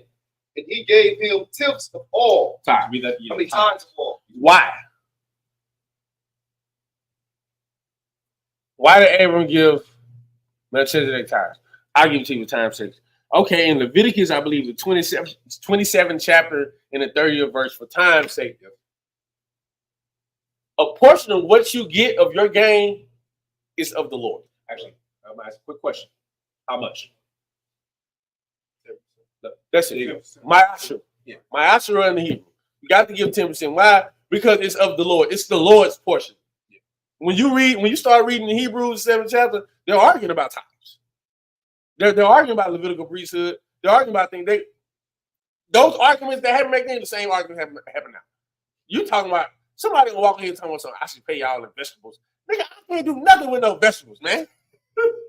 I can't do nothing with no vegetables, man. Give me your money. That's what we want. We want your money in here. I'm trying to go to the club. And if I can't pay my way in with no carrots, buddy. And if I could, real quick, I want people to understand. Like, this isn't like some Christian mess. Like, what's the TD Jakes? Like, oh my God, them big corporate Christians, right? They got all that money. Like, they gonna take your money, but and yeah, they're still gonna sin. They're gonna read you to say he's gonna sleep with your wife. Probably gonna sleep. Probably be wary, sis. You might sleep with your husband. I'm being real. He got money, so you don't want to do that. All right. The Lord does require 10%, but you need to understand how that 10% is dealt with. Think of it like other nations. They have their money and it dwells within their community, right? That money, in a sense, does come back to you because we have to teach you. We are not funded. The Isupk Socal Commander General Yohana is not funded by anybody else. You want to know who funds us? We fund us. And we're broke. Yeah, we pay to go to Passover that we are hosting for the Lord. We pay ourselves. We're poor. Right? Priests got to pay. Women got to pay, not the kids. You think Israelites need to pay us, man? I'm charging you today, man. If you don't start sending us your money, I'm knocking on your door. Just so everybody knows that. So if anybody watches it, like, why should I give you my money? First of all, you ain't even giving me your money. You're really not. You're not. Fool. You're really just helping fund what we're trying to make. Well, it's like what we're trying to keep. Right? Because the Lord, not us. I didn't say it. This brother didn't say it. Commander General Yohana didn't say it. Lord said it. All right? In the Bible. It's like, you can keep going. Keep reading. Verse 21. Verse 21. And the king of Sodom said unto Abram, Give me the persons and take the goods to thyself. Come on. Verse 22. And Abram said to the king of Sodom, I have lifted up my hand unto the Lord, the Most High God, the possessor of heaven and earth. Come on. Verse 23. That I will not take from a thread even to a shoe latchet, and that I will not take anything that is thine, lest I should have said, I have made Abraham rich. Read it. Break that out. Just break down. Break down verse 23. Like, what is Abram saying? And Chuck, you stand today as a man. Come on. Is he saying that he won't take nothing more than what he's supposed to give, or you won't be like, oh, you in that position because of me? You own it. You pretty much you without my help. Like, I yeah. put you in that position by right. Funding. You're next door. Basically, he said, I don't need nothing from you. I don't want no Hamite giving me anything because I didn't do this for you. You didn't put me in this position. I did this because I served the Lord. The Lord's gonna give me everything I want. I don't need nothing from you because I don't want you to think I owe you anything. And like a man, we have that. It's a pride thing. Sometimes your woman want to pay for stuff. You like, nah. Even if she do it, she kind and good for her. You still be like, nah, I'm good. Because you just don't, as a man, you like, nah, I'm good. Well, he don't want no Hamite giving him anything. So Hamite can come over. Remember, I gave you this. I gave you that. Yep. I gave you it. Nah, you ain't gonna have nothing over my head. I serve the Lord. That was smart. Of a very wise decision. That was very smart. And if I could real quick, just like quick little detail. When you read the bottom, I noticed you said Abraham. Remember, that's Abram. He ain't even Abraham yet. Now, earlier we read about what Abram did, when he was in Egypt, and he did lie about Sarai being the sister and all that. He had a moment of weakness, but now what we're watching. I want you to understand, we're watching Abram become Abraham. We're watching it. We're reading it. Okay. Same thing with you. And real quick, right? I won't take too much time. Even though this is for anybody, select it to the men above me. Whatever your rank is, you got your name, right? Like, what's your name mean? Warrior. What's your name mean? Awakened by the Most High. Awakened. Hey, that's tough. What's your name? Servant of the power. Servant of the power. Okay, so now those are your names, right? You think your work is done? You think when Abram became Abraham, his work was done? No. He had to continue to be Abraham. Right. Just because you got your name, because I'm telling you right now, there's been plenty of brothers who have came into the school and sisters, you got your name and then you did because you felt like you did the job. I'm about to say something else. You ain't do nothing. Nothing. But my point being, Daniel, you got to keep being that. Your name isn't just what the Lord wants you to be. He needs you to be that continuously. Okay? So always, I tell this to a lot of brothers, remember what your name means. Right. Lord gave you that name for a reason. Whatever it is, whatever your name means, keep that. Even when you got it, you still got to be that. Because when Abraham became, it's like when Abram became Abraham, he still had to be Abraham. He still had to be righteous. He still had to, like when you brought up earlier, talking about when Abraham brought up Isaac and he was about to sacrifice him. Remember, they didn't have a kid for a while. Like they wanted children. Sarah, which she later becomes, she was barren. Right. And she laughed at the thought of her having a child. And she got checked for it. And then Isaac was born, which means he laughs. See how that works. Okay. And he was about to sacrifice his son. Why though? For time's sake, because he wanted to prove how much he loved the Most High. He loved his son. Don't get it twisted. I ain't telling nobody to sacrifice the kids. I just want y'all to know that. I'm doing that crap. But he loved his son like a son. Like he never had a son. This thing like, you a father. This is my boy. I'm gonna raise him up to be a warrior. And he understood that there was a moment where he like, damn, I might have to give this up. But I love the Most High so much. And guess what?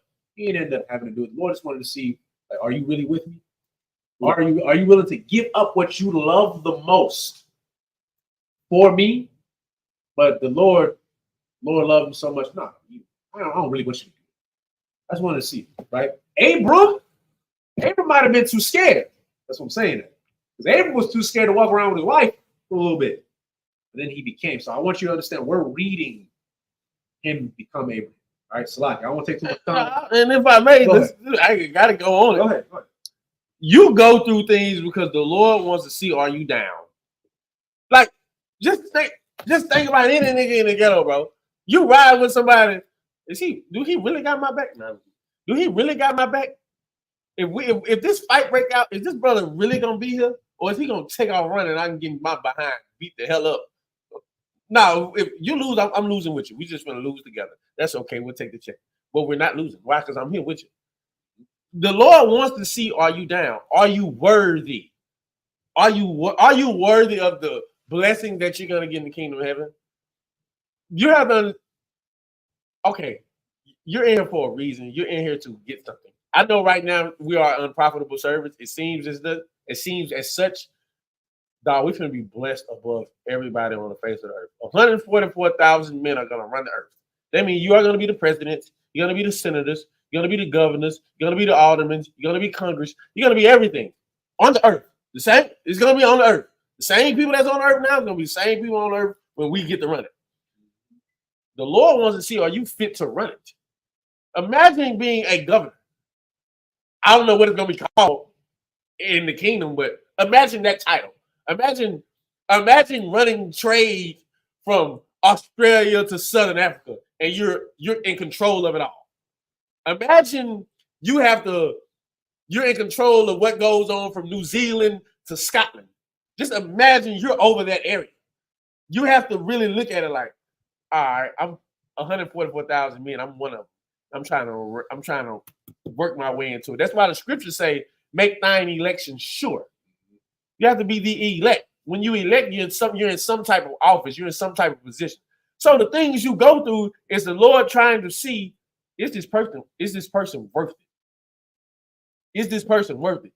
He who loves father or mother more than me is not worthy of me. Are you worth it? He knew what happened to Adam. Adam wasn't worth that. Adam was not worth that because he loved his wife more than he loved the Lord. Imagine your wife come up to you and tell you, babe, I'm gonna go get this pepperoni for you. Yeah, don't smack her, but you definitely should look at her like you about to smack her. You should let her know no, because why? You serve the Lord. There is a thing you have to have.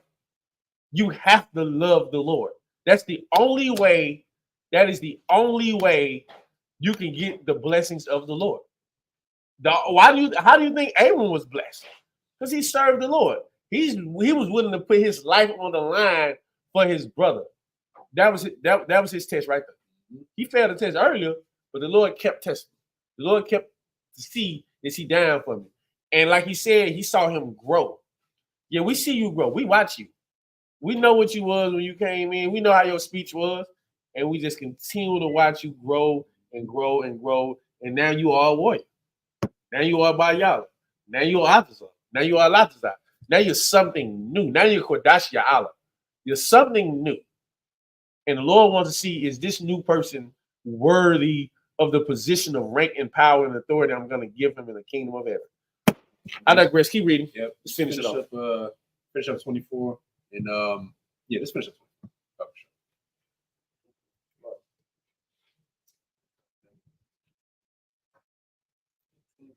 Mm-hmm. Genesis 14.